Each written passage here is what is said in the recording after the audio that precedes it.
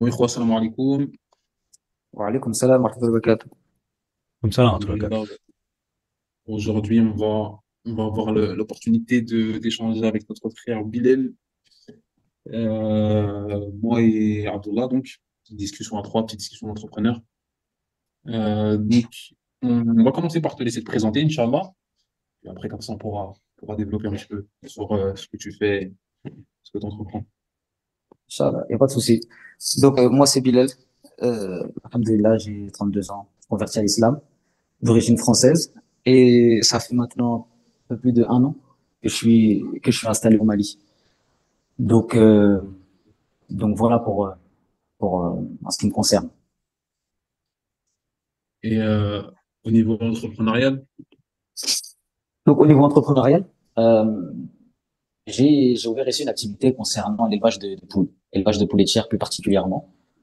Donc, en gros, pour résumer, ça consiste au fait d'acheter tout simplement des poussins, de les élever, de les nourrir, jusqu'à ce qu'ils arrivent au poids convenable, selon les clients, pour les vendre.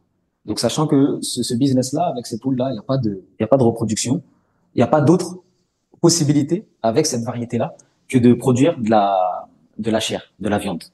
Voilà, c'est pas comme peut-être une poule classique, entre guillemets une poule classique, quoi, où elle va pondre, elle va se reproduire, tu peux vendre la chair, tu peux vendre les œufs, tu peux vendre les poussins, tu peux vendre tes poules comme ça. Celui-là, on va dire que c'est vraiment uniquement sur la viande, principalement. Sachant que il y a d'autres, on va dire, il y a d'autres business qui sont autour toujours du poulet, notamment un aussi qui est connu, c'est pour les œufs, donc les poules pondeuses. On va dire c'est les deux principales les plus connues. Et donc moi, je me suis plutôt orienté vers la chair dans un premier temps. Pourquoi pas aller après dans les pondeuses ou dans un autre, hein. Généralement, c'est un peu comme ça. Quand tu commences à mettre les pieds dans un business, il y a d'autres portes qui s'ouvrent à toi. Après, des fois, c'est à toi d'aller vers elles, de les ouvrir ou de les ouvrir au bon moment. Ou alors de les laisser comme ça, de les laisser fermer selon ta personnalité, selon ta façon de voir les choses, ta manière d'envisager le travail, l'entrepreneuriat. Chacun a ses contraintes, a ses avantages. Donc voilà à peu près là pour l'instant ce que je fais. Sachant qu'après, bon, des fois au Mali, on fait aussi un peu de la débrouille à droite à gauche, entre guillemets, quand il y a besoin de faire un petit commerce ou surtout aussi des fois des opportunités, des personnes qui sont à l'étranger, qui envoient des affaires, notamment de Chine, etc. Et, euh, hmm, et donc voilà. c'est vrai ce que tu as dit, c'est super vrai, c'est que dans l'entrepreneuriat, tu sais où tu commences, mais tu sais pas où tu finis, hein. Tu commences, Ah, tu peux te exactement. lancer dans et commencer à faire les causes sur un projet, et puis en fait, tu vois que de ce projet-là peuvent découler d'autres opportunités. Après, c'est à toi de les saisir en fonction de tes objectifs, de ta situation, de ce que tu veux faire, tout simplement. Mais c'est vrai que tu sais où tu commences, tu sais pas où tu finis. Et Exactement. du coup, Surtout que, Hmm. surtout que des fois, Excuse-moi, tu vas-y. sais, les business qu'on te met en avant, c'est des fois pas les business les plus rentables. Tu vois, et c'est quand tu Hmm. commences à mettre les pieds dans le business que tu te rends compte que, ah ouais, lui, c'est peut-être plus rentable, etc., tu vois. Mais ça, il faut commencer à mettre les pieds dans le domaine. Et ensuite, quand tu mets les pieds, parce que si tu regardes un petit peu tout ce qui est la communication du business autour des poules, notamment beaucoup en Afrique de l'Ouest, les gens vont te vendre que le business des poules pondeuses et des poulets de chair, principalement. Mais après, autour de ça, tu peux vendre de l'aliment. Tu peux vendre les œufs pour la reproduction, tu peux faire de la reproduction, tu peux vendre du matériel agricole, tout simplement. Tu vois. Et donc, Hmm. tout ça, c'est en mettant les pieds dedans, tu comprends un peu les ficelles, les rouages, comment ça se passe, que des fois, en fait, ah, peut-être là-bas, il y a plus d'argent à se faire. C'est pour ça qu'on te l'a, c'est pour ça qu'on te l'a pas dit tout de suite, qu'on te donne, entre guillemets, qu'on te met en avant d'autres business, etc., tu vois. Donc, c'est un peu comme ça, l'entrepreneuriat. Tu sais où tu commences, tu sais jamais où ça va t'amener. C'est clair, c'est clair. Ça me fait penser à quand je faisais les allers-retours. Quand je suis parti voir le frère, il lui a dit, frère, je sais pas comment tu gagnes de l'argent avec ton ordinateur là, mais il faut que tu montres, moi, faut. J'ai plus envie de venir en France, je veux savoir comment on fait et tout ça. Moi, je me suis dit, il va me sortir une formation, il va m'apprendre à faire des petits trucs dans le digital, etc., etc. Et je crois qu'en fait, j'ai tellement saoulé, j'ai tellement déter qu'après, voilà, on est passé au stade au-dessus, centre de formation, etc., etc. Mais c'est vrai que, voilà, comme tu as dit, tu sais pas où est-ce que ça va finir. Mais déjà, pour revenir un peu sur toi, comment t'es arrivé à cette activité-là? T'en avais déjà entendu parler? Ou comme tu as dit, t'es arrivé là-bas, t'as vu que c'était une des opportunités, tu y pensais déjà?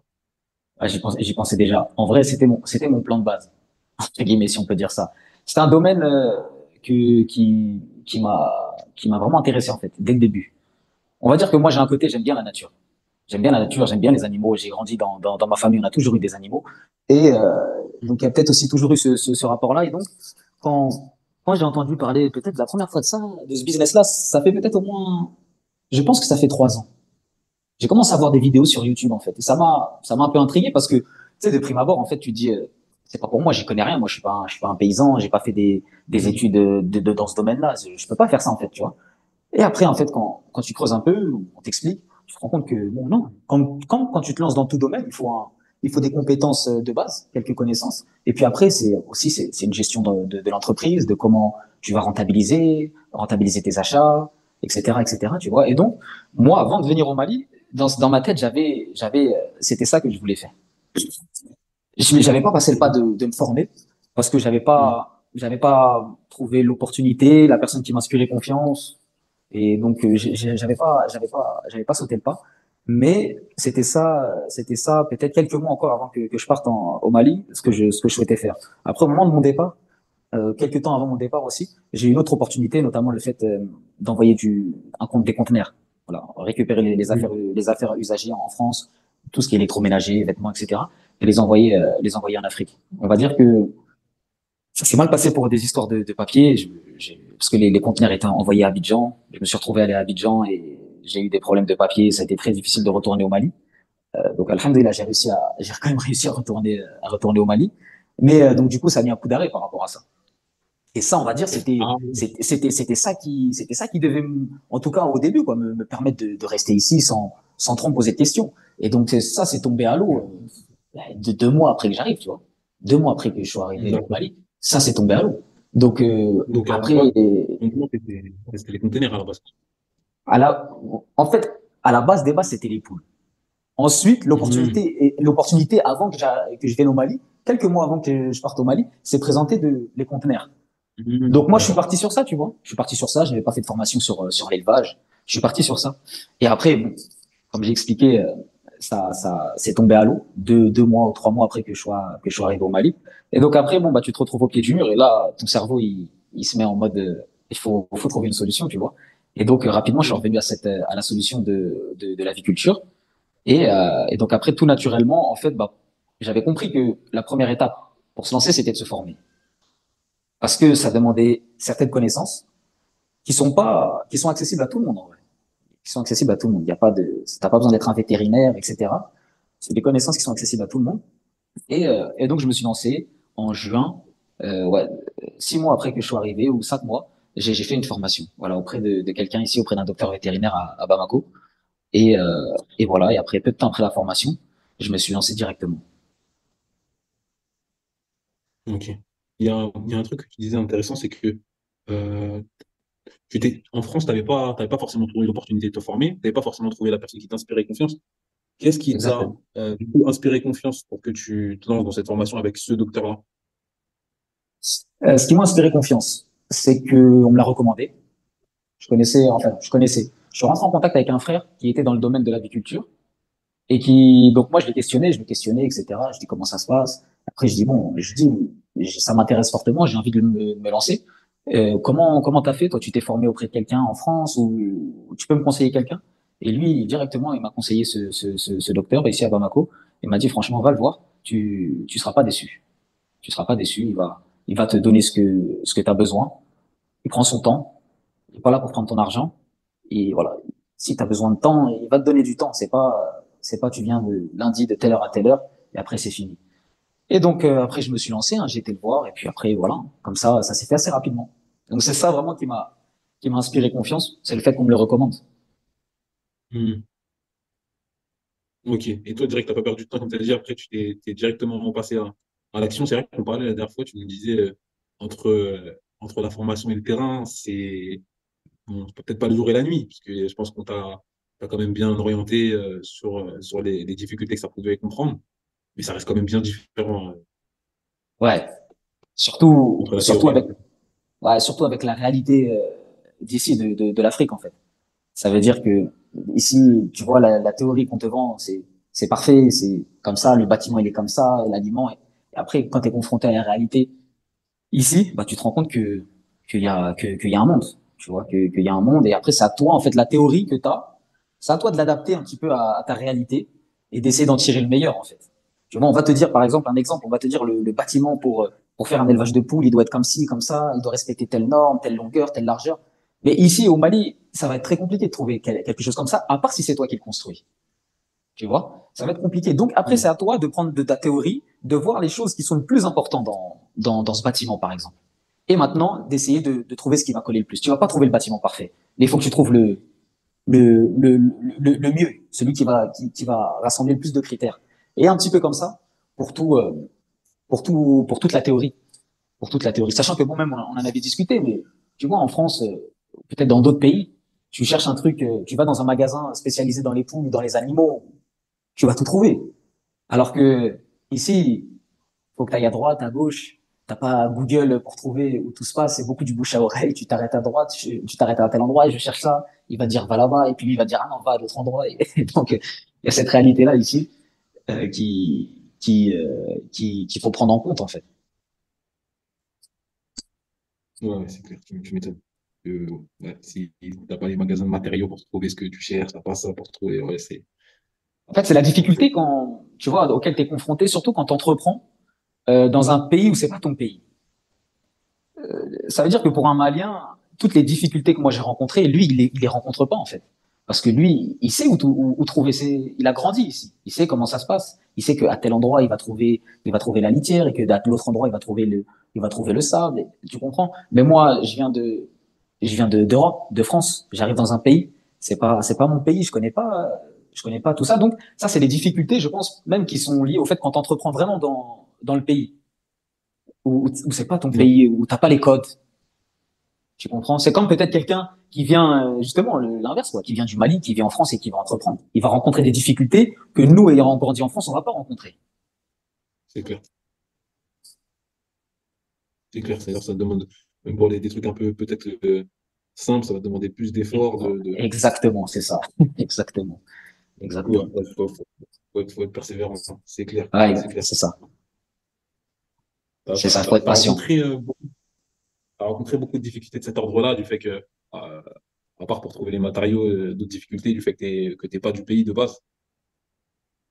Non, non, dans l'ensemble, non. Ouais, déjà, je pense, ouais, à ton épisode des papiers, déjà. Est-ce que Ah, tu peux bon, détailler un l'épisode. peu ce qui t'est arrivé? Non, ouais, l'épisode des papiers, ouais. Bon, alors, comme j'expliquais, lorsque je suis arrivé, peu de temps après que je suis arrivé au Mali, peut-être un mois après, j'ai voyagé à Abidjan. J'ai des papiers maliens, mais j'ai pas la totale, on va dire. Il y avait certains papiers qui étaient en cours, etc. Je voyage à Abidjan et je Toi, déjà, voyage. t'avais obtenu les papiers comment, déjà? Donc moi, j'ai eu les papiers par ma femme. Étant donné que ma femme Euh, elle a les papiers maliens, c'est une possibilité pour acquérir les papiers maliens. Ça veut dire via le mariage. Via le mariage, tu peux acquérir les papiers maliens. Franchement, alhamdoulilah, pour la nationalité, j'ai vraiment eu aucune difficulté. Après, à savoir que là, ce que je dis, moi, j'ai fait les démarches en 2000, il me semble 2021. Avant vraiment que les tensions diplomatiques soient fortes entre la France et le Mali. Sachant que la vérité que je te dis de 2021, c'est pas la vérité d'aujourd'hui. J'ai eu contact avec quelques frères, là, à l'heure actuelle, c'est mort. Un Français ou une ah ouais? Française mariée, là, pour l'instant, c'est pas le moment. Ils donnent pas. D'accord. Ils donnent Ok, c'est pas. bon, c'est bon. Tu vois, Ok. à cause des tensions. Et les tensions étaient arrivées à un tel point que même un Malien, enfin, un Français d'origine malienne, ses deux parents maliens, s'il avait pas de visa, il rentrait pas au Mali. S'il avait pas fait ses papiers, même pour un enterrement, ils ont recalé des gens à l'aéroport. Tu vois? Toi, Ouais. tu veux enterrer ton père, t'as pas de papier malien, ils te bloquent à l'aéroport, tu rentres pas. Tellement les tensions là étaient arrivées à un point. Et donc, moi, du coup, quand je suis arrivé au Mali, peut-être, voilà, 2 mois après, j'ai voyagé à Abidjan pour donc ce business de conteneurs. Et donc, je voyage là-bas et bon, j'ai quand même un mauvais pressentiment pour mon retour. Je me dis, je pense qu'avec ce papier-là, je peux pas rentrer quand même. Ils vont m'embêter. Et donc, je vais à l'ambassade du Mali en Côte d'Ivoire. Je suis plusieurs fois, ils me font un peu tourner en rond. Et je leur dis, mais est-ce qu'avec ça, je rentre? Ils me disent, oui, t'inquiète, c'est bon, tu rentres. Ok. Maintenant, j'arrive là-bas. Et donc, j'arrive, je prends l'avion, ils me laissent embarquer et tout, à Abidjan. Donc, je me dis, ah, bon, alhamdoulilah, c'est bon, ils avaient raison. Ils me laissent embarquer. Maintenant, j'arrive à Bamako. Je leur montre les papiers. Ils me disent, non, non, tu rentres pas avec ça. Après, je dis, mais comment ça? Ils me disent, non, c'est pas possible, tu peux pas rentrer avec ça. Je dis, mais regarde, j'ai la nationalité malienne, etc. Il m'a dit non, non, tu rentres pas et tout ça. Après, et pas moyen de, ça y est, là, ils ont quand même fermé un peu une porte sur Négocier. la corruption, etc. Ça veut dire même pas moyen de négocier pour rentrer. Ils voulaient rien savoir. Du coup, ils me remettent dans l'avion. Et je lui dis, tu me remets dans l'avion, mais la prochaine destination où je vais aller, ça va être le même problème. Et tu m'envoies au Sénégal. Il était 21h, il m'envoie au Sénégal. Il m'a dit non, au Sénégal, tu rentres avec un passeport français, c'est pas un problème. Et je dis, mais je connais personne, moi, au Sénégal. Ah, il m'a dit, ah, ça, c'est pas notre problème, ça. Et du Je coup, peux- moi, en urgence, je préviens, je préviens mon voisin qui suivait un peu le truc parce que lui, il est dans les papiers aussi au Mali. Et je lui dis, ah, ils m'ont pas accepté, ils m'envoient au Sénégal. Ils m'envoient au Sénégal. En gros, je sais pas ce que je vais aller faire là-bas, mais ils m'envoient au Sénégal. Et après, il me dit, bouge pas, je préviens un frère. Et subhanallah, ce frère-là, on s'était croisé quelques fois. Ici au Mali, il était venu lui rendre visite, il y avait peut-être 15 jours de ça, et il était retourné au Sénégal. Il dit, je préviens un tel frère, il va venir te chercher à l'aéroport. Et donc, bon, alhamdoulilah, c'est là que tu vois Allah comment il sort de situation. Parce que moi, à ce moment-là, pour moi, dans ma tête, j'allais dormir ou j'allais pas dormir, j'allais passer la nuit comme ça, à l'aéroport, à Dakar, je sais pas où, et le lendemain, essayer de trouver un endroit où dormir. Et donc, machallah, qu'Allah récompense le frère, il est venu me chercher et j'ai passé quelques temps là-bas, à Dakar, du coup, pour essayer de régler la situation. Et au final, j'ai réussi à avoir un laissez-passer consulaire qui m'a permis, du coup, peut-être une dizaine de jours après, de rentrer au Mali. Et donc bon, maintenant, une fois que je suis rentré au Mali, ça y est, on va dire, il était hors de question maintenant de sortir. Ouais, là, tu t'es dit, c'est fini, là. Ah là, non, c'était fini. C'était fini. Parce que bon, voilà, il y avait mon beau-père, il était sur le dossier, tout ça. Ça pouvait faire un conflit diplomatique aussi au sein de la famille, tu vois. Donc après, il fallait, voilà, après, c'est comme je t'ai dit, hein, après, quand tu te retrouves au pied du mur, bon, et bah, tu cherches des solutions. Et voilà, comment l'agriculture est arrivée. Absolument. Mais voilà, en tout cas, les Voilà. papiers, c'est pour ça, moi, je conseillerais à n'importe qui premièrement, faire ses papiers à ses enfants. N'importe quelle nationalité, en vrai, c'est pas important. N'importe quelle nationalité, faire ses papiers à ses enfants et les faire pour lui, si c'est un converti ou je sais pas, mais faire ses papiers, c'est important. Parce qu'on le voit, hein, tous les pays commencent à serrer la vis. Avant, les gens, ils se disaient, de toute façon, Mali, même si t'es pas malien, tu donnes un billet, t'as ta nationalité sans problème, tu vois. Qui aurait pu imaginer que le Mali, ils allaient durcir comme ça? Et ça va être le cas, peut-être, ce soit Mhm. avec beaucoup de pays, tu vois. Donc, Ouais, mais Mali, vraiment, ils abusent, hein. Excusez-moi les Maliens, mais Mali, ils abusent trop, wesh. T'as la carte d'identité malienne, tu rentres pas. C'est quel pays qui fait ça? ouais, ouais. Tu rentres par la voie terrestre, en fait. Tu rentres pas Ouais, par les airs. par la voie terrestre, Ouais. mais carte d'identité, non, genre, ça suffit pas. Ils te fatiguent à te Ouais, faire la carte Nina, t'as la carte Nina, ils te laissent pas rentrer. Ils disent non, faut que tu fasses un visa. C'est-à-dire, moi, j'ai jamais ouais, entendu un papier, t'as la nationalité, t'as une preuve de nationalité, il te faut un visa. ouais, ouais, ça, mais moi, je comprends pas le principe. Je comprends pas le principe. Après, regarde, nous, à l'époque, ma femme, elle est ici en Égypte. Elle est partie au consulat du Mali au Caire pour faire la carte Nina des enfants, Hmm, à déposer les dossiers et tout. Après, Qadarallah, elle est rentrée en France avant de récupérer les dossiers. On va en France hmm. au consulat du Mali en France. Ils disent non, votre dossier il est là-bas, faut récupérer le papier Ouais, là-bas. bah ouais. On Ah peut non, pas ça. transférer. Alhamdoulilah, Non, voilà. il y a une sœur qui a pu récupérer nos dossiers qui nous les a renvoyés. Ils sont comme ça. Et regarde, même là, Non, mais là moi je suis allé l'année dernière. Je suis allé pour la naissance de ma dernière fille. On est allé, on donne tous les documents, tout ça. Et il nous dit, vas-y, va voir le comptable. Tu payes ce qu'il faut payer pour sortir les actes de naissance. Et après, tu viens, je te donne les actes de naissance. Et il a voulu nous arranger parce que normalement, il faut revenir. Et il a voulu nous les faire tout de suite. Ouais. Donc on attend. Le comptable n'est pas dans son bureau. On attend, on attend. Je sais pas, il est où, il est parti manger, voilà, je sais pas. On attend au moins 1 heure. Il est jamais venu. Hmm. Et nous, on devait partir. Après, il fallait qu'on récupère les enfants à l'école. On avait un rendez-vous chez le docteur et tout. Donc, on a dit, ouais, on doit partir. Il dit, ah, mais il est pas là. Il me dit, non, il est pas là. Je sais pas, il est où, mais il est pas venu. Il dit, ah, bon, c'est dommage, parce que moi, je voulais te le faire tout de suite. Comme ça, t'avais pas besoin de revenir, tout ça. Et il y a le monsieur à l'accueil. Et il est gentil, tu vois, monsieur Dibo. On lui dit, ouais, est-ce qu'on peut te laisser l'argent? Comme ça, quand le comptable il vient, tu lui donnes l'argent. Il dit, oui, oui, c'est bon, laisse-moi l'argent. Après, tout le temps, on relance. On dit, ouais, Dibo, c'est comment les papiers? Ah non, les papiers, ils sont pas sortis encore. Les papiers, ils sont pas encore sortis. Non, c'est pas sorti. Non, c'est pas sorti. 1 mois, 3 mois, 6 mois, 1 an. Ah non, c'est pas encore sorti les papiers. On revient. On est revenu là, il y a 1 mois, comme ça. Peut-être un mois ou 2 mois. On est revenu. On a tous nos papiers avec nous, tout ça. Au début, ils nous font attendre. Ouais, il est en réunion. Ah, ils sont en réunion. Ils arrivent dans 10 minutes. On a attendu au moins 1 heure. Ensuite, on est retourné dans le bureau. Le gars à qui on a donné les papiers, là, Traoré, on arrive dans son bureau. On lui expose le truc et tout. Il dit, ah non, mais ça, c'est Dibo, ça. Mais là, Dibo, c'est Dibo qui a les papiers, mais Dibo, il est en vacances là. On dit, ouais, mais lui, il nous a dit de faire une nouvelle demande. Non, non, faut pas faire une nouvelle demande. D'abord, faut vérifier, faut voir où est-ce que c'est. Est-ce que Dibo, il a bien envoyé tout ça. Mais là, il est pas là, on peut pas faire. Après, Ouais. il essaye d'appeler Ses collègues, ouais, ramène-moi les dossiers de Dibo, je vais voir si je trouve tout ça. Non, non, non. On est dans son bureau, hein. Il dit, bon, là, on a tous les papiers, là. On peut te donner les papiers pour faire une nouvelle demande. Ah non, faut attendre que Dibo il revient. Je dis, mais l'année dernière, quand on est venu, c'est à toi qu'on a donné les papiers. C'est pas à Dibo, c'est à toi. Il dit, oui, oui, mais c'est le travail de Dibo, ça. C'est Dibo qui fait ça, donc faut attendre quand il revient de vacances dans 25 jours. Gros, Non. Après, il dit quoi? non, Il dit, fallait faire en France, c'est plus facile. Je dis, mais est-ce Euh, que je suis en France? Est-ce que je suis en France pour le faire en France? je te jure. non, mais Non, c'est trop ça. je rigole parce que ça, là, c'est le quotidien ici. Ici, là, au Mali, là, t'apprends la patience, hein. Ah, t'apprends la patience. Sinon, t'es foutu. Tu vas t'énerver tous les jours. Et en plus, avec eux, ça sert à rien de s'énerver, hein. Tu vas t'énerver, là. Ça va servir à rien.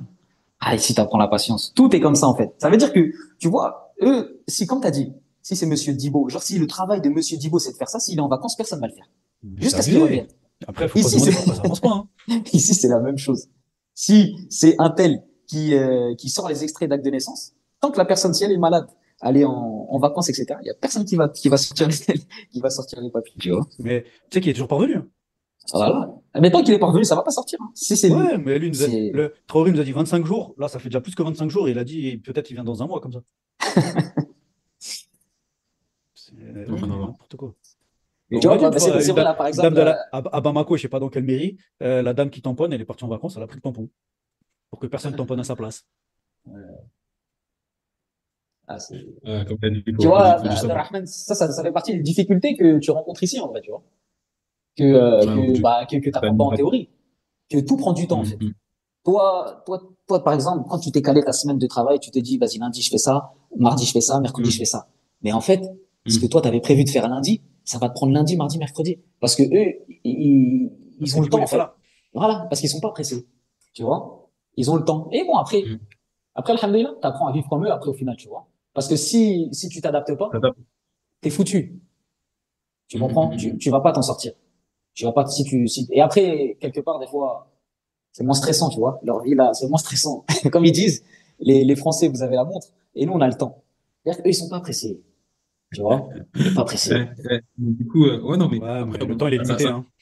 c'est Il est pas. avantage et inconvénient parce que c'est vrai que, moi, de ce qu'on me dit, c'est vrai que le côté administratif, voilà, ça peut être frustrant parce que la personne, elle n'est pas forcément speed, etc.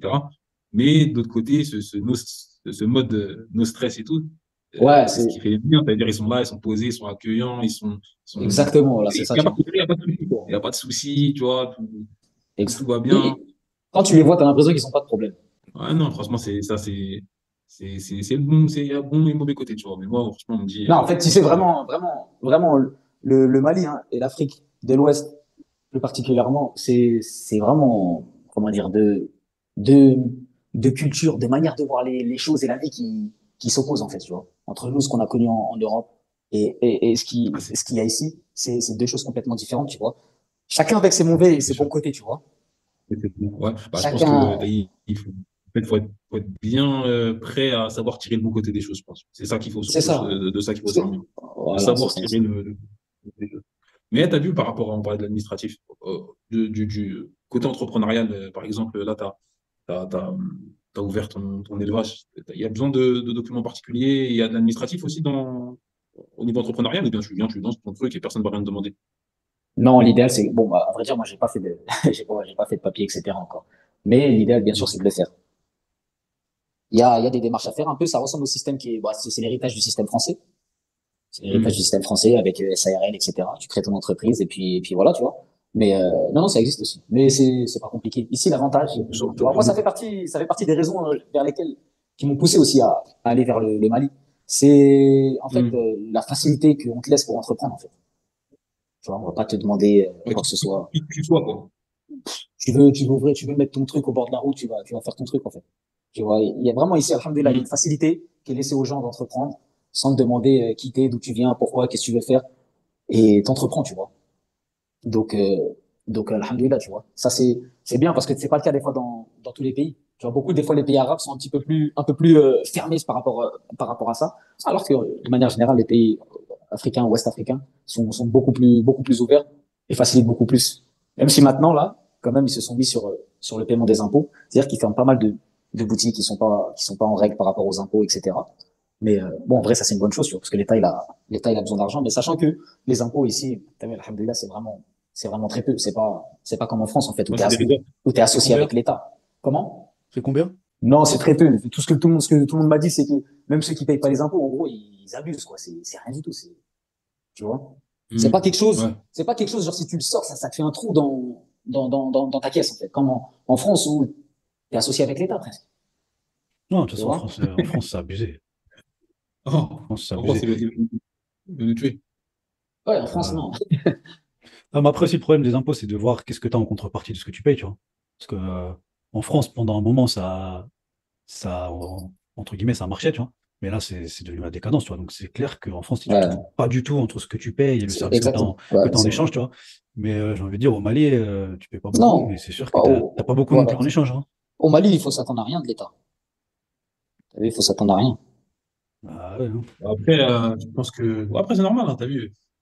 Souvent, là, quand tu es dans un moment de transition comme ça, voilà, l'État il a ses occupations, toi, tu essaies de. Parce que je vois un peu que l'entrepreneuriat, là, actuellement, dans cette époque-là, au Mali, c'est un peu toi qui rends service au pays, tu vois ce que je veux dire?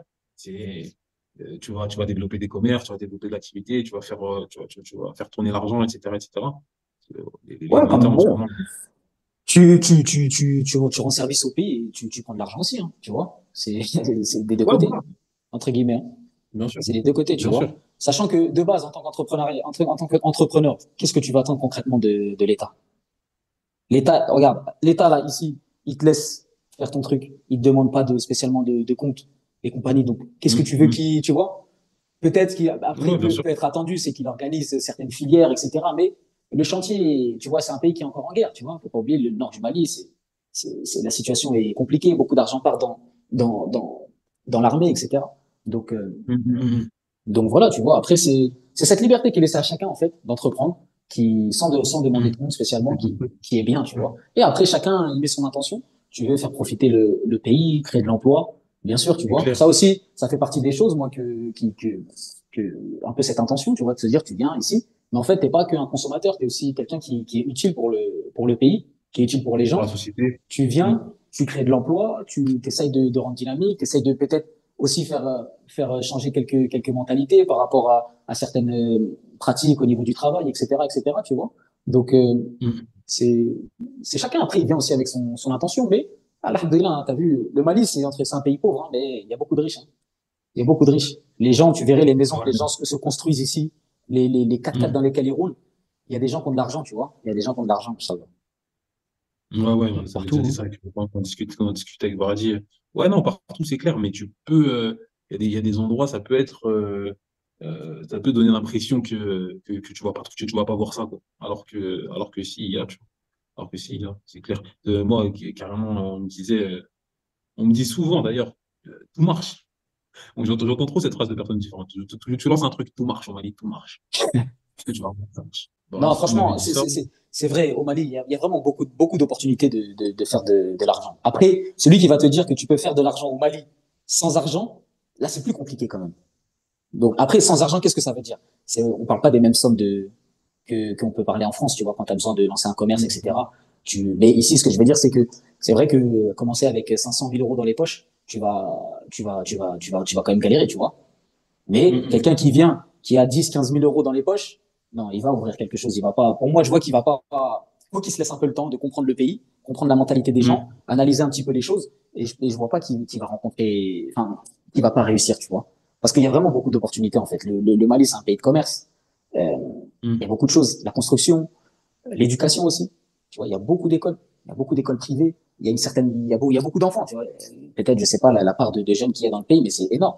Donc il y a beaucoup d'enfants, il y a beaucoup d'écoles privées qui ouvrent, il y a beaucoup des internats. Tu vois, là, il y a l'Institut Soumia, là, qui était dans 95 avant, il me semble, Mhm. qui a un internat ici, avec des enfants, etc. Il y a vraiment plein de choses à faire. L'aviculture, l'agriculture, il y a beaucoup de domaines. Il y a beaucoup de domaines. La téléphonie. Donc, après, des fois, c'est Mhm. chacun selon ses sensibilités aussi, tu vois. Ouais. Oh, c'est que ça Mais, colle avec ta c'est personne, en ça. fait. Mais t'as dit, on parlait au niveau de l'investissement, etc. L'aviculture, bon, t'es pas obligé d'être précis si tu veux pas forcément l'être, mais l'aviculture, ça demande un gros investissement pour commencer. Alors, tout va dépendre, bien sûr, avec le nombre de poules que tu vas commencer. Mm. Mais sinon, quand même, ça reste très raisonnable. On va dire que tu peux commencer environ, on va dire 1000 C'est un poules. business dans lequel on peut commencer petit en espérant grossir, grossir, grossir. On peut commencer comme ça. En fait, franchement, si tu commences petit, donc par exemple, pour moi, petit, Mm. allez, 500 poules.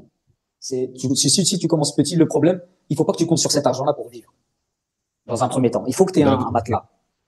Tu comprends? Mm, Il faut mm. que tu aies un matelas qui te permette de tenir un temps. Et avec ces 500 poules, tu commences à 500 poules. 2 mois après, avec le bénéfice, tu en prends 700, etc., 900, ainsi de suite. Tu comprends? Parce que si D'accord. tu pourras pas vivre de tes 500 poules et en plus de ça, réinvestir. Ça va être pour quelqu'un, Ok, entre guillemets, avec ok. des standings de vie, allez, français, ou entre Mali et France, ça va être difficile. Mais si tu commences avec 1000, 1500 poules, tu peux quand même commencer à, si tu t'en sors bien au niveau de la On dirait vente, des bénéfices. tu peux commencer à en tirer des bénéfices. Et 1000, 1500 poules, on va dire peut-être tu comptes un billet de, de 5000 euros. Lancé. Ok. Ouais, 5000 euros, 4000, 5000 euros. Et après, avec 1000 poules, ça fait combien de chiffres d'affaires et ça fait quoi comme marge à peu près? Bah, en plus, tout à l'heure, c'est ce que j'étais en train de faire, enfin, comment dire, de mettre vraiment sur papier. Parce que je suis en train aussi de faire des documents pour essayer de mettre sur les réseaux sociaux. Et donc, je travaillais sur ça. Et 1000 poules, à peu près, sur 1000 poules, tu comptes que la poule te revient avec, je te parle tout compris, hein, avec le loyer du poulailler, salarié, etc. Tu comptes à peu près 2200 francs par poule. Donc, ça te fait 2 200 000. Tu Mhm. vois, 2 200 000 qui sortent d'investissement. Ça, c'est sans compter le matériel, hein.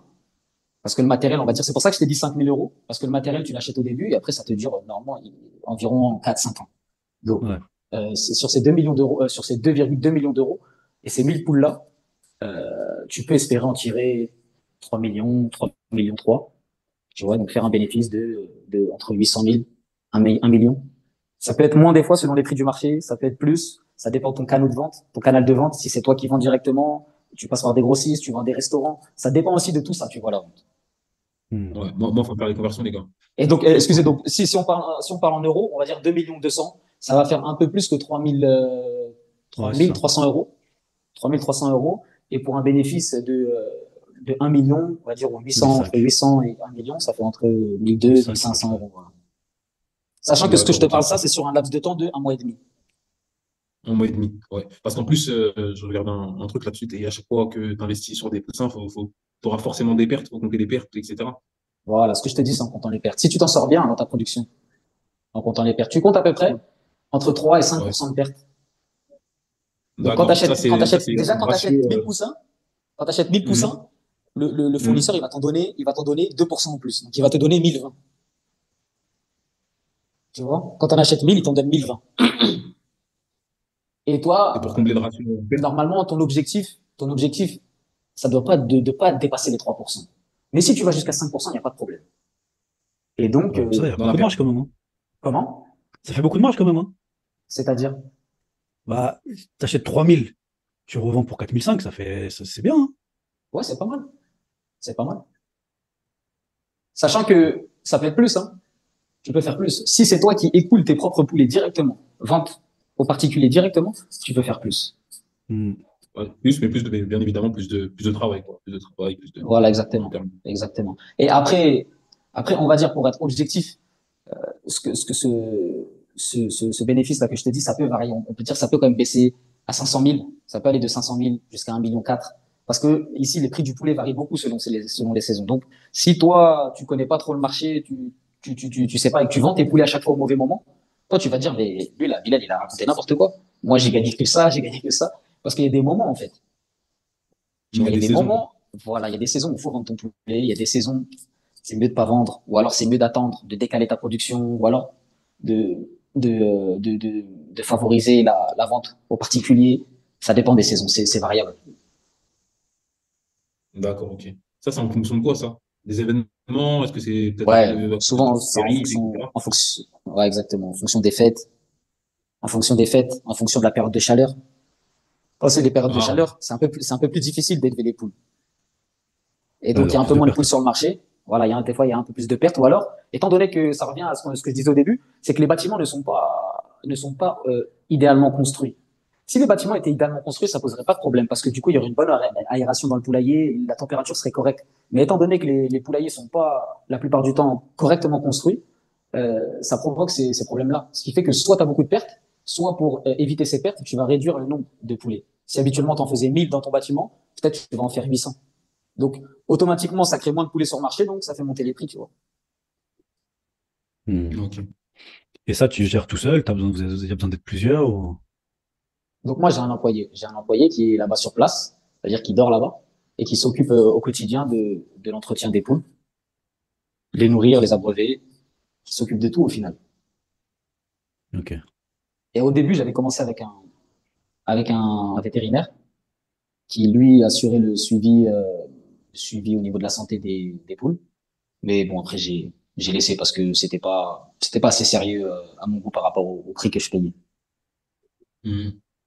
Et après, avec l'expérience, avec un respect des normes d'hygiène, généralement, il y a pas de raison qu'il y ait de maladies qui se propagent dans ton poulailler. Ou alors, c'est des maladies qui sont bénignes, que toi, avec le temps, tu apprends à repérer, tu sais quel médicament utiliser, et puis tu traites en fonction, tu vois. D'accord. Du coup, sur ce marché-là, au niveau du Mali, est-ce que déjà c'est un marché très concurrentiel? Et si c'est le cas, comment toi tu te démarques de la concurrence? Bon, est-ce que c'est un marché concurrentiel? Il n'y a pas d'enseigne, par exemple, spécialisée vraiment dans une grande enseigne dans le poulet qui, euh, qui commercialise, C'est un monopole. voilà, qui a le Mhm. monopole, qui commercialise. Il y a très peu de, moi-même, j'ai vu très peu de marques. Ce qui fait que sur le plan marketing, le marché est ouvert. Après, il y a quand même beaucoup de personnes qui élèvent, mais souvent, c'est des petites productions. C'est-à-dire, c'est des productions qui dépassent rarement peut-être les 500, les 700 têtes.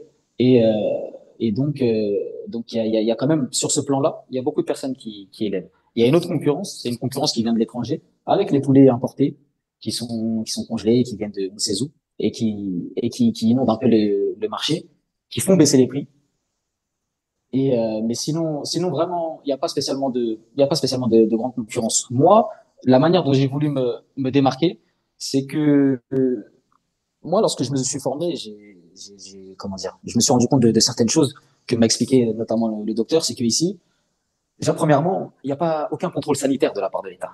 D'accord, il n'y a pas de contrôle sanitaire, il n'y a pas de contrôle d'hygiène, il n'y a rien.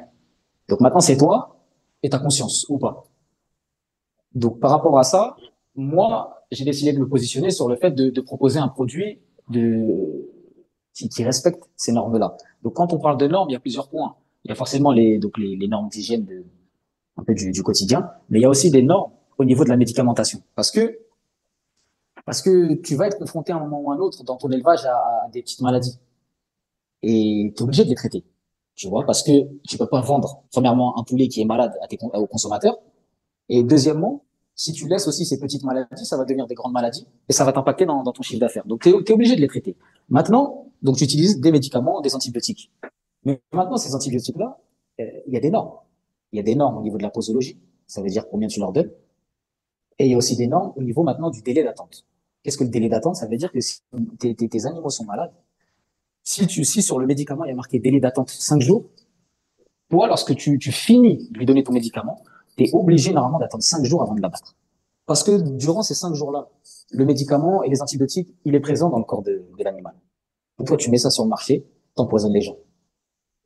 Donc, moi, c'est sur ces points-là principalement que j'ai décidé de me démarquer en assurant aux consommateurs que le produit était sain, respectait les normes d'hygiène au niveau de l'abattage et aussi sur le fait que l'abattage respecte les conditions comment les conditions islamiques. Fait qu'ils soient bien abattus, que je ne vende pas des bêtes qui sont mortes, etc., etc. Donc voilà, moi, vraiment les axes sur lesquels j'essaie de me démarquer. C'est vrai qu'on en parlait la dernière fois.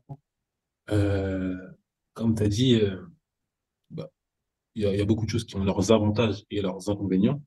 L'avantage, effectivement, d'un pays comme le Mali, à la Mabarek, c'est que voilà, tu te lances, personne ne va forcément venir te demander des comptes, mais de l'autre côté, au niveau de la réglementation, au niveau du contrôle, ça peut poser problème. Tu as bien résumé le truc en disant c'est toi et ta confiance.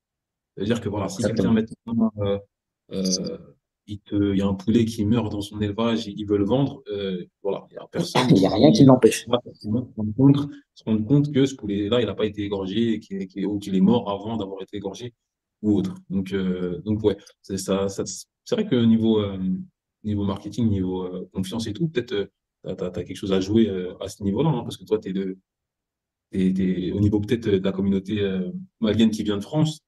Peut-être je sais pas si c'est un problème ça là-bas entre les frères et tout, c'est quelque chose qui est soulevé ou bien non, les gens ils consomment sans trop se poser de Non, questions. en vrai, ouais, les gens, ils se posent pas de questions. Les gens, ils se posent pas trop de questions. Tu sais, en fait, nous, on Les a gens des qui fois viennent de cette France, logique un peu. Tu parles par rapport à quoi? Par rapport par à la rapport au viande bec, halal ou pas? par rapport à l'abattage rituel, ouais. Ouais, bon, si, ça, c'est plus une problématique qui vient, ou une question que vont se poser les gens qui viennent de France. Parce qu'on a été un peu, on va dire, éduqués à ça, entre guillemets. On a vécu des scandales. Euh, on a vu plein de choses pas nettes. Donc, on a un peu, nous, cet éveil de se dire, mais attends, est-ce que c'est vraiment, tu vois, est-ce que c'est vraiment halal? Est-ce qu'il a vraiment respecté les choses, etc. Tu vois, peut-être aller creuser un petit peu. Et en plus de ça, quand tu arrives au Mali et que tu vois que, à l'inverse de certains pays, il n'y a pas d'institut ici ou de l'État qui va te garantir que toutes les viandes sont halal. Ici, non, il n'y a pas ça. Donc maintenant, Mm. après toi, des fois, ça va te pousser à la vigilance. Mais le malien lambda, non, il fait pas attention à ça. Le malien lambda, il fait pas attention. Pour lui, tout est halal. Pour lui, il n'y a pas d'autre solution. De toute façon, quand tu t'égorges la bête et c'est fini. Mais sinon, l'autre problématique que j'ai soulevée, la problématique des médicaments, ça vraiment, Mm. c'est pas trop une problématique que les gens, de manière générale, se posent parce qu'ils sont pas au courant en fait. Ils sont Ouais, pas c'est au quand tu rentres courant. dans le métier que tu te rends compte des C'est dangers, ça. potentiels dangers qu'il Ouais. peut y avoir, Et en où fait, les parce gens que sont pas moi, informés. j'étais confronté à ça. Parce que quand je fais ma formation, plusieurs anecdotes. Je fais la formation et donc je suis avec d'autres personnes qui font c'est des locaux, tu vois. Et dont un qui, machallah, lui, il était déjà dedans et il s'était lancé, tu vois. Parmi les qualités qu'ils ont ici, machallah, c'est que eux, ils hésitent pas, tu vois. Ils se posent 40 000 questions et ils se lancent, même s'ils savent pas. Après, ça, c'est un autre problème. Et donc, Mm. lui, il s'était lancé et tout. Et après, il faisait ses poulets. Je lui dis, quand t'es dis-moi comme ça, moi je t'en achète un ou deux. Après, il me dit non, non, non. Il me dit, je te vends pas de poulet. Je dis, pourquoi tu me vends pas de poulet? Il m'a dit, non, non, non. Il a dit, moi-même, je mange pas mes poulets. Je dis, comment ça? Il m'a dit, non. Il m'a dit, je leur donne trop de médicaments. J'ai dit, ah bon? Il m'a dit, non, je peux pas te vendre ça. Moi-même, je les mange pas. Et je dis, attends. Et ensuite, après, au cours de la formation, c'est là que, tu vois, le docteur, il nous explique ça, qu'il y a des délais à respecter. Il s'en fiche, il respecte rien, tu vois, il respecte aucun délai, il est bourre de médicaments pour qu'ils soient en vie et il les vend. S'il voit qu'ils sont malades, qu'est-ce qu'il va faire? Parce qu'il m'a déjà dit, s'il voit qu'ils commencent à tomber malades, il appelle directement le grossiste, viens prendre tous les poulets. Tu vois, parce qu'il veut pas leur donner de médicaments et il veut pas qu'il y en ait qui meurent. Donc lui, il va mettre des poulets qui sont malades sur le marché. Pour marcher, ouais. Tu vois, et des fois, nous, quand on vient de France, on a cette mentalité de se dire, ah, on va aller en Afrique. Alhamdulillah, ici, tout est bio, on va bien manger. Mais c'est pas spécialement la réalité, tu vois. Mm. Et même une autre anecdote, toujours dans la formation, là, cette fois, c'est en personne, qui nous dit, il dit, mais vous savez, si vos poulets, vous trouvez des poulets, surtout en période de chaleur, qui sont morts, elle dit, il faut les vendre. Il dit, comment ça? Elle dit, mais il faut les vendre. Il faut les vendre. Ils sont pas morts de maladie, vous inquiétez pas, ils sont bons à la consommation. J'ai dit, ok, c'est comme ça que ça se passe ici, quoi. Tu Ouais, vois, non. on a vu cette discussion, c'est que ici, des fois, la conscience des gens, elle a la limite de la réalité économique. Des fois, les gens, il y a une réalité économique ici qui fait que, des fois, la personne, si elle n'a pas une foi solide, si elle n'a pas, tu vois, elle va pencher vers ces mauvaises pratiques, en fait. Des fois, un peu de tromperie, Mm, mm, mm. Est-ce que tu vois, c'est pas plus de l'ignorance, je pense? Ouais, t'as euh, raison. par rapport à quoi? C'est sûr. Le Les côté médecins. halal, pas halal, parce que, non, le côté halal, pas halal, tu vois, parce que moi, de ce que j'ai pu voir un peu avec la belle famille ou quoi, c'est que, t'as vu, en fait, eux, ils grandissent dans un cadre, entre guillemets, pour eux, tout est halal, tout est propre à la Ouais, consommation. ouais, Voilà, t'as exactement. vu, ils se posent pas la question. Ils se Non, posent pas la exactement. question, tu vois. Donc, pour eux, ils se disent même pas qu'il y a un problème, entre guillemets, ou qu'il peut y avoir de la vente pas halal, tu vois. Non, exactement. Non, non, ça, c'est vrai. C'est vrai. C'est vrai. Après, moi, ce que je te décris, je pense que ça reste des choses qui sont marginales. Parce que, dans le sens, la personne, ici, là, il n'y a pas d'autre choix que, si tu veux tuer une bête, que de l'égorger, en fait. C'est le moyen le plus simple et le plus efficace. Il n'y a pas Hmm. d'abattoir, il n'y a pas de grands abattoirs comme on peut connaître en Europe. Il n'y a pas tout ça, en fait. Tout est fait vraiment manuellement. Donc, le moyen le plus simple et efficace de tuer une bête, c'est tout simplement tu vois, de l'égorger. Donc, bien sûr que ça, c'est quelque chose qui, euh, qui est la norme ici, en fait, et depuis tout le temps. Sachant que aussi, les Maliens ont des habitudes de consommation, c'est que ils vont beaucoup consommer des viandes qu'eux-mêmes ont élevées. C'est-à-dire que tu verras beaucoup de Maliens, la plupart des Maliens, ils ont des poules chez eux. Ils ont des poules. Des fois, quand il s'agit de manger, ils vont acheter un mouton, ils vont se sacrifier. Et ça va être la viande qu'ils vont manger. Donc, beaucoup, en fait, ils ont même pas, ils se posent pas ces questions parce que c'est eux-mêmes qui sacrifient leur bête. Mhm. Mhm. Tu vois, c'est eux-mêmes. Donc, mais sinon, de manière générale, même par rapport aux médicaments, il y a beaucoup d'ignorance. Il y a beaucoup d'ignorance. Les gens savent même pas qu'il y a des délais respectés. Ils savent pas, tu vois. Peut-être moi, si, tu sais, si ce médecin-là, il m'avait pas éclairé sur ce sujet-là, j'aurais peut-être même pas fait attention parce que c'est quelque chose, j'ai jamais entendu quelqu'un en parler. Même quand, entre les vétérinaires que j'ai vus à droite, à gauche, j'ai jamais entendu quelqu'un me parler de ça. Me dire, attention, hein, quand tu donnes ce médicament, il faut attendre avant de vendre tes bêtes. J'ai jamais entendu, tu vois. Donc c'est peut-être quelque chose auquel les gens ne savent pas, tout simplement. Mhm. C'est clair. Bon, après, ouais, ça peut avoir des conséquences graves, du coup. Exactement. Exactement. Tu consommes une viande qui est sous médicament. Et aussi un point, c'est vrai, sur comment j'essaie de me démarquer sur le plan marketing, bon, c'est tout simplement aussi en créant une marque. En créant une marque, en essayant de créer une identité visuelle autour du produit et de l'entreprise qu'on souhaite mettre en place. Donc avec un logo, etc. Pour, euh, pour essayer de se démarquer. Parce que c'est, comme j'ai dit, tu vois, c'est quelque chose que tu trouves très peu ici. Généralement, les gens, eux, se concentrent uniquement sur la production. Ils vendent à des grossistes et, euh, et Et c'est point bon. final. Voilà, exactement. Sachant Ouais, que non, rapidement. ton moyen d'augmenter tes revenus, ça va être sur la vente, en fait. Donc, si toi, tu arrives à mettre en place un bon Ouais. marketing autour de la vente, c'est comme ça que tu vas pouvoir augmenter tes revenus. Et le nom de la marque, c'est Selenche. Selenche. Selenche. Donc voilà, on est sur Instagram, sur Facebook. Ah, Selenche, la contraction de s'éligner et de chez. S'éligner, ça veut dire poulet en soninké, et chez, ça veut dire poulet en bambara. Donc on a fusionné les deux pour voilà, essayer de faire un petit truc, un petit truc sympa, quoi. mhm. Ok, on va. On va. Et au niveau des échanges avec les grossistes, avec les différents partenaires qui permettent de faire lier l'activité, il n'y a pas de problème de communication. Ils parlent tous français. Alors ici, c'est pas tout le monde qui parle français, hein. C'est pas tout le monde qui parle français. Mais généralement, ceux qui ont un pied dans le commerce, ils maîtrisent un minimum de français pour que tu puisses t'en sortir. C'est-à-dire qu'on a un pied dans le commerce, Mhm. qu'on a un peu plus, quand je dis un pied dans le commerce, c'est qui ont passé le pied de vendre, qui ont passé le stade plutôt de vendre au bord de la rue, tu vois. Celui qui a un petit doukan, qui a une petite boutique, ce genre de choses. Généralement, il va parler un minimum français. Mais ici, c'est pas le français qui domine, hein. C'est pas le français qui domine. Ça veut dire que ça sera vraiment très rare. Moi, j'ai jamais entendu. Deux Maliens parler français, entre eux, j'ai jamais entendu. Si tu passes quelque part, t'entends deux personnes parler français, c'est pas des Maliens, c'est pas des locaux. Tu sais que ça, c'est des gens qui viennent de France, c'est des touristes où il y en a un, c'est un local, l'autre, c'est un Français. C'est deux Maliens qui parlent français entre eux là. Moi, j'ai jamais vu. Mhm. Et donc, ce qui fait que t'as quand même une part importante de la population qui parle pas français, qui parle pas français. On va dire vraiment le principal ici, en tout cas à Bamako, ça va être le Bambara. Mhm. Voilà, français. Après, aussi avec l'arabe, tu vas t'en sortir. Machallah, ici, il y a quand même beaucoup de gens qui Ah parlent ouais? arabe. Ouais, il y a beaucoup de gens qui parlent arabe, hein, machallah. Il y a beaucoup.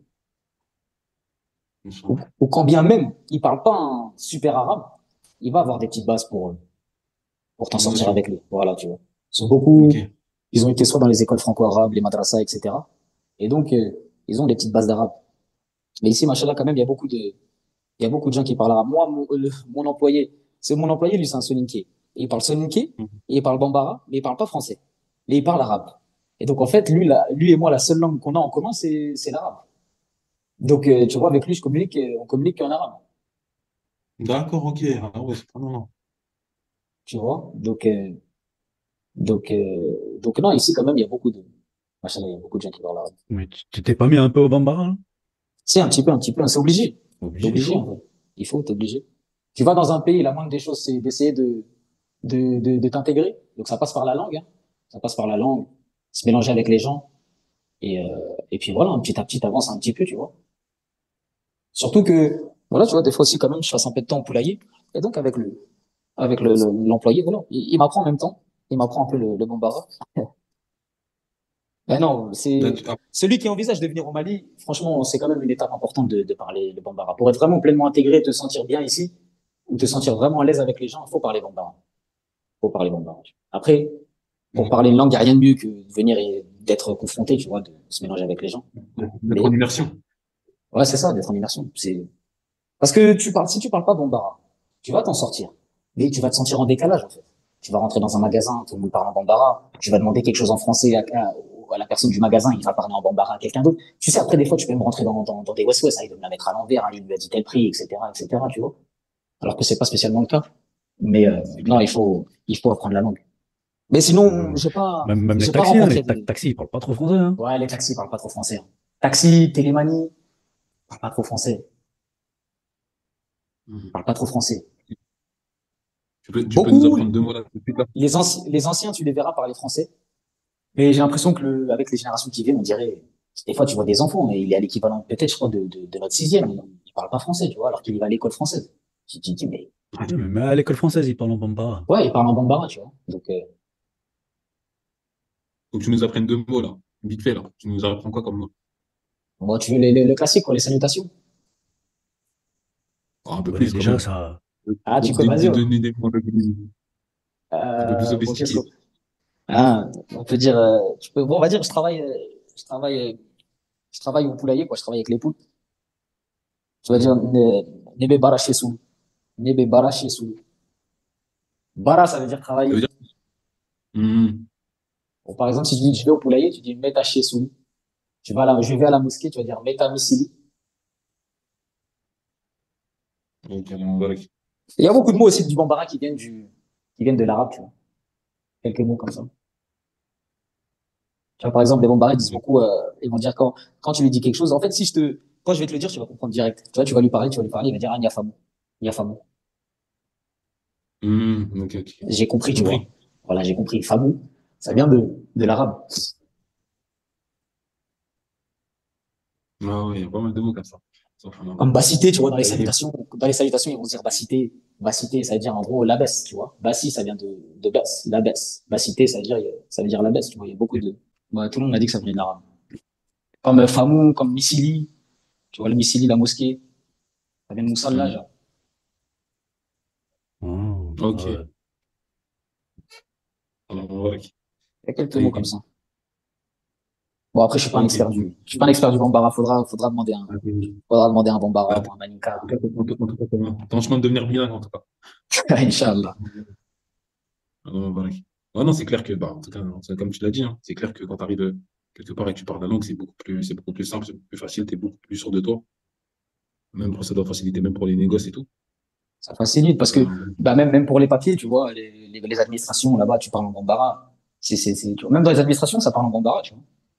Les gens hum, vont comprendre le français, mais tu vas pas entendre des gens parler français. Tu vas pas entendre parler des gens parler français. Donc, ça facilite pour tout, tu vois. Ça facilite pour tout. Et même, c'est important, tu hum, vois, comme je l'ai dit précédemment, des fois, tu vas entendre beaucoup de gens, j'ai l'impression peut-être que c'est un peu propre aux Français, dire, ah, tu vas là-bas, ah, vas-y, les Maliens, ils sont comme ça, ah, attention, ah, les Sénégalais, ah, les Égyptiens, et ci et ça. Mais au final, on se mélange jamais vraiment avec eux, tu vois. On n'apprend pas leur langue, on n'apprend pas à les connaître, on s'assoit pas avec eux, on passe pas du temps avec eux. Et hum. ça passe par la langue, en fait. Si t'apprends pas la langue, déjà, toi, tu fais un premier pas vers eux. Parce que c'est pas à eux de s'adapter à toi, en vrai. Toi, tu viens dans leur pays, tu vois. Tu viens dans leur pays. Ça, il y a un minimum, tu vois. Toi, ça fait 3 ans, 4 ans que t'es dans le pays, même les salutations en bambara, tu connais pas. C'est pas normal, en vrai, tu vois. C'est pas normal. Même les salutations, Ouais, tu ouais. les dis pas en bambara. Tu vas dire en français, oui, bonjour, ça va. Tu vois, c'est pas. Et après, toi, tu vas aller critiquer les Maliens. Non, c'est pas logique, tu vois. C'est pas logique. C'est clair. Clair, ça n'a pas trop de sens. Donc, toi, pour revenir au, au pool, toi, donc, du coup, comme Mhm. tu nous expliques, toi, t'es sur la vente de la chair et tu fais aussi des œufs, non? Non, je fais pas de. Je fais pas Tu de. fais pas du tout. Non, je fais Ok. pas de. J'ai des poules chez moi à la maison. Quelques poules comme ça, des poules Hum, domestiques. Et alhamdoulilah, elles me donnent des œufs, mais pour la consommation personnelle. Mais sinon, pour la vente, hum. je fais pas de. Comme je t'ai dit, ça, c'est vraiment un business, un autre business. Ouais, Les c'est poules à part, pondeuses, ok. ah, exactement, c'est des variétés différentes. On va dire les grands principes se rejoignent.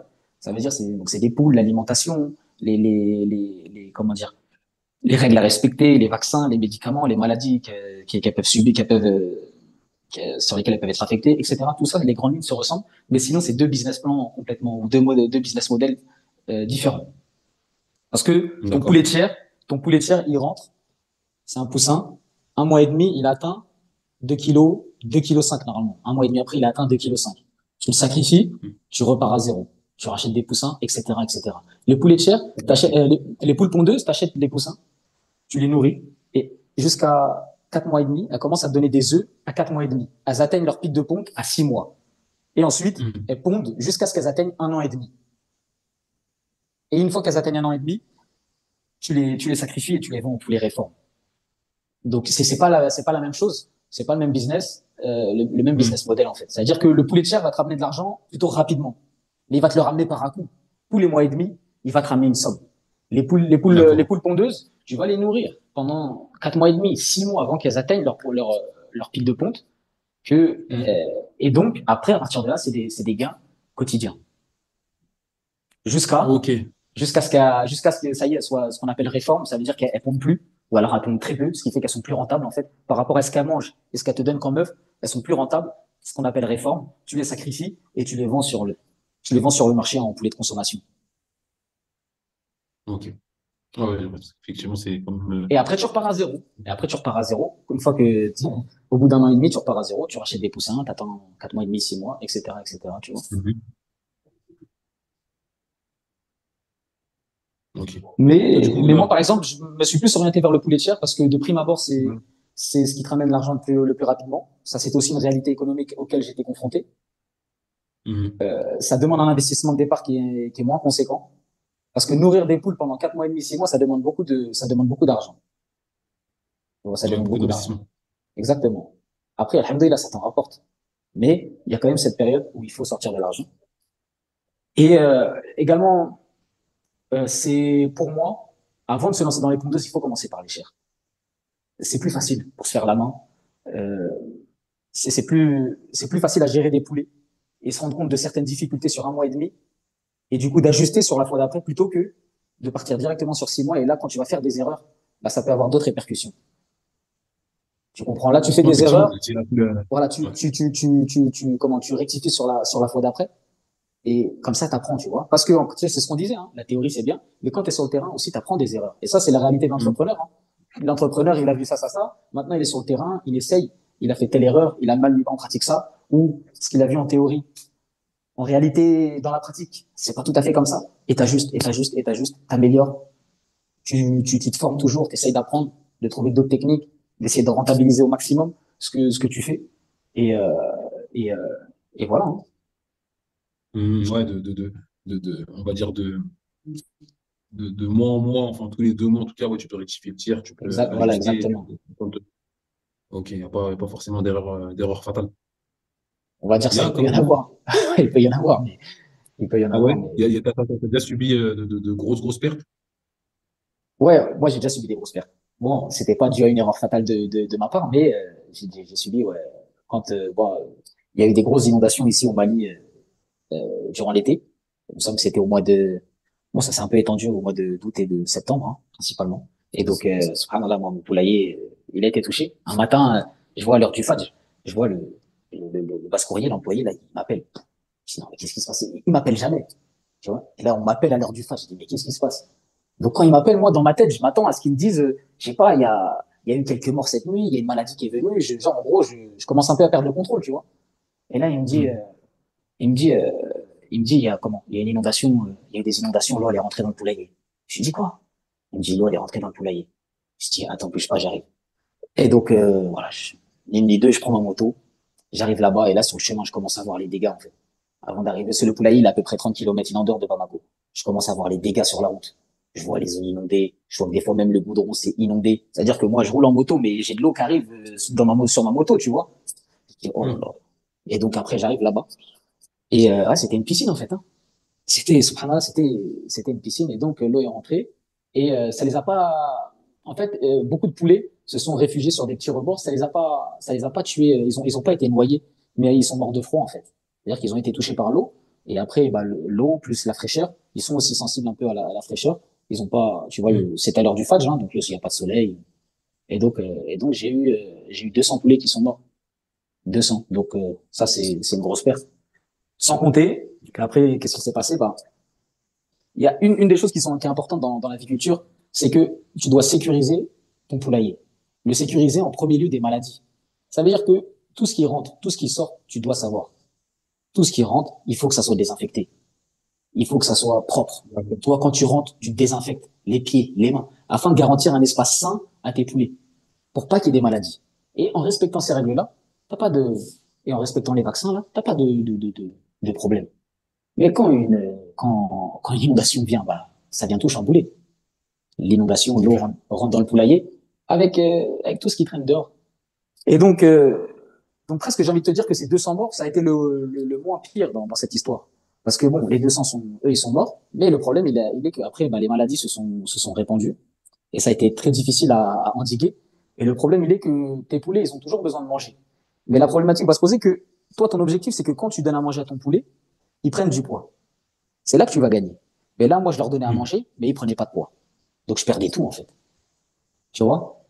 Et donc, Ok. après, je me suis retrouvé au moment de la vente avec des poulets qui étaient vraiment pas au poids qu'ils devaient être par rapport à la quantité de nourriture qu'ils ont mangé.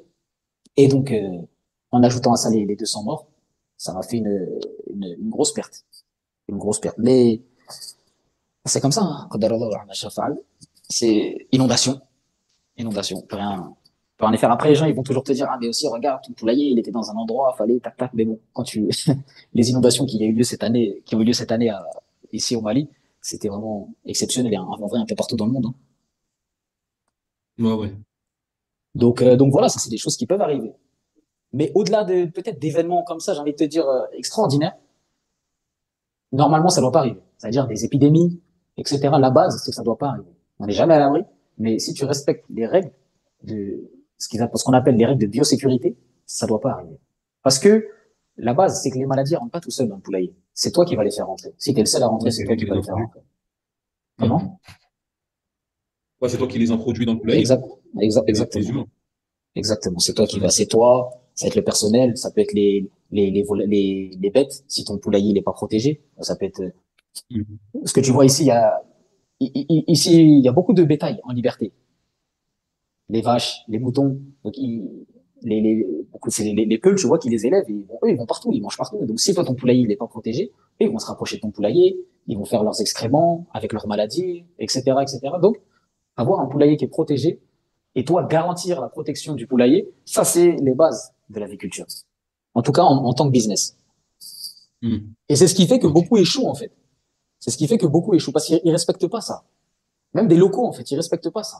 Ils font pas attention. Eux, tu sais, le problème peut-être que le Malien il a des fois dans l'aviculture, c'est que j'avais vu un truc qui disent que tout Malien est n'importe quel Malien c'est un aviculteur.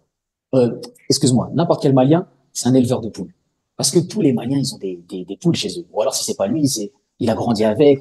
Ils en ont tous. Mais élever des poules locales, ça veut dire des poules qui sont habituées au climat, qui sont habituées aux maladies. C'est pas comme élever des poules en tant que business. C'est pas les mêmes variétés. Elles sont sensibles, elles sont Ouais. fragiles. Et donc, eux, des fois, ils vont répercuter, ils vont faire les mêmes pratiques qu'ils ont avec ces poules-là, ils vont les mettre en application sur les poulets de chair. Et c'est là que viennent les catastrophes. Beaucoup de maladies, D'accord. C'est-à-dire beaucoup de médicaments. le principal, euh, la principale raison pour laquelle les éleveurs de poulets échouent, c'est lié à l'hygiène. C'est ça le problème numéro un, tu dirais, de l'échec Ouais, à c'est ça. ce delta. C'est Ok. ça.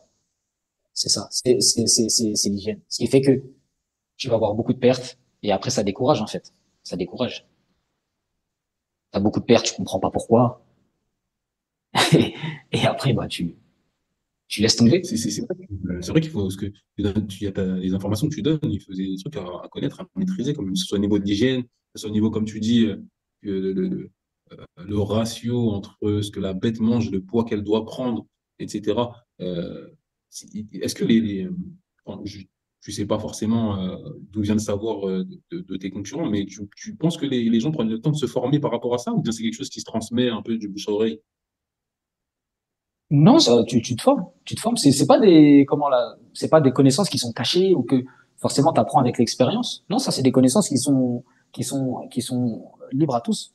C'est-à-dire que les fournisseurs de poussins, celui qui a mis au point la souche, il te donne avec sa fiche technique. C'est-à-dire que lui, il te dit, moi, mon poulet, si tu remplis les conditions d'élevage, à tel jour, il atteint tel poids et il a mangé telle quantité de nourriture. Ah, Maintenant, d'accord, ok, ouais. voilà, c'est toi en tant qu'agriculteur. Maintenant, tu sais ça.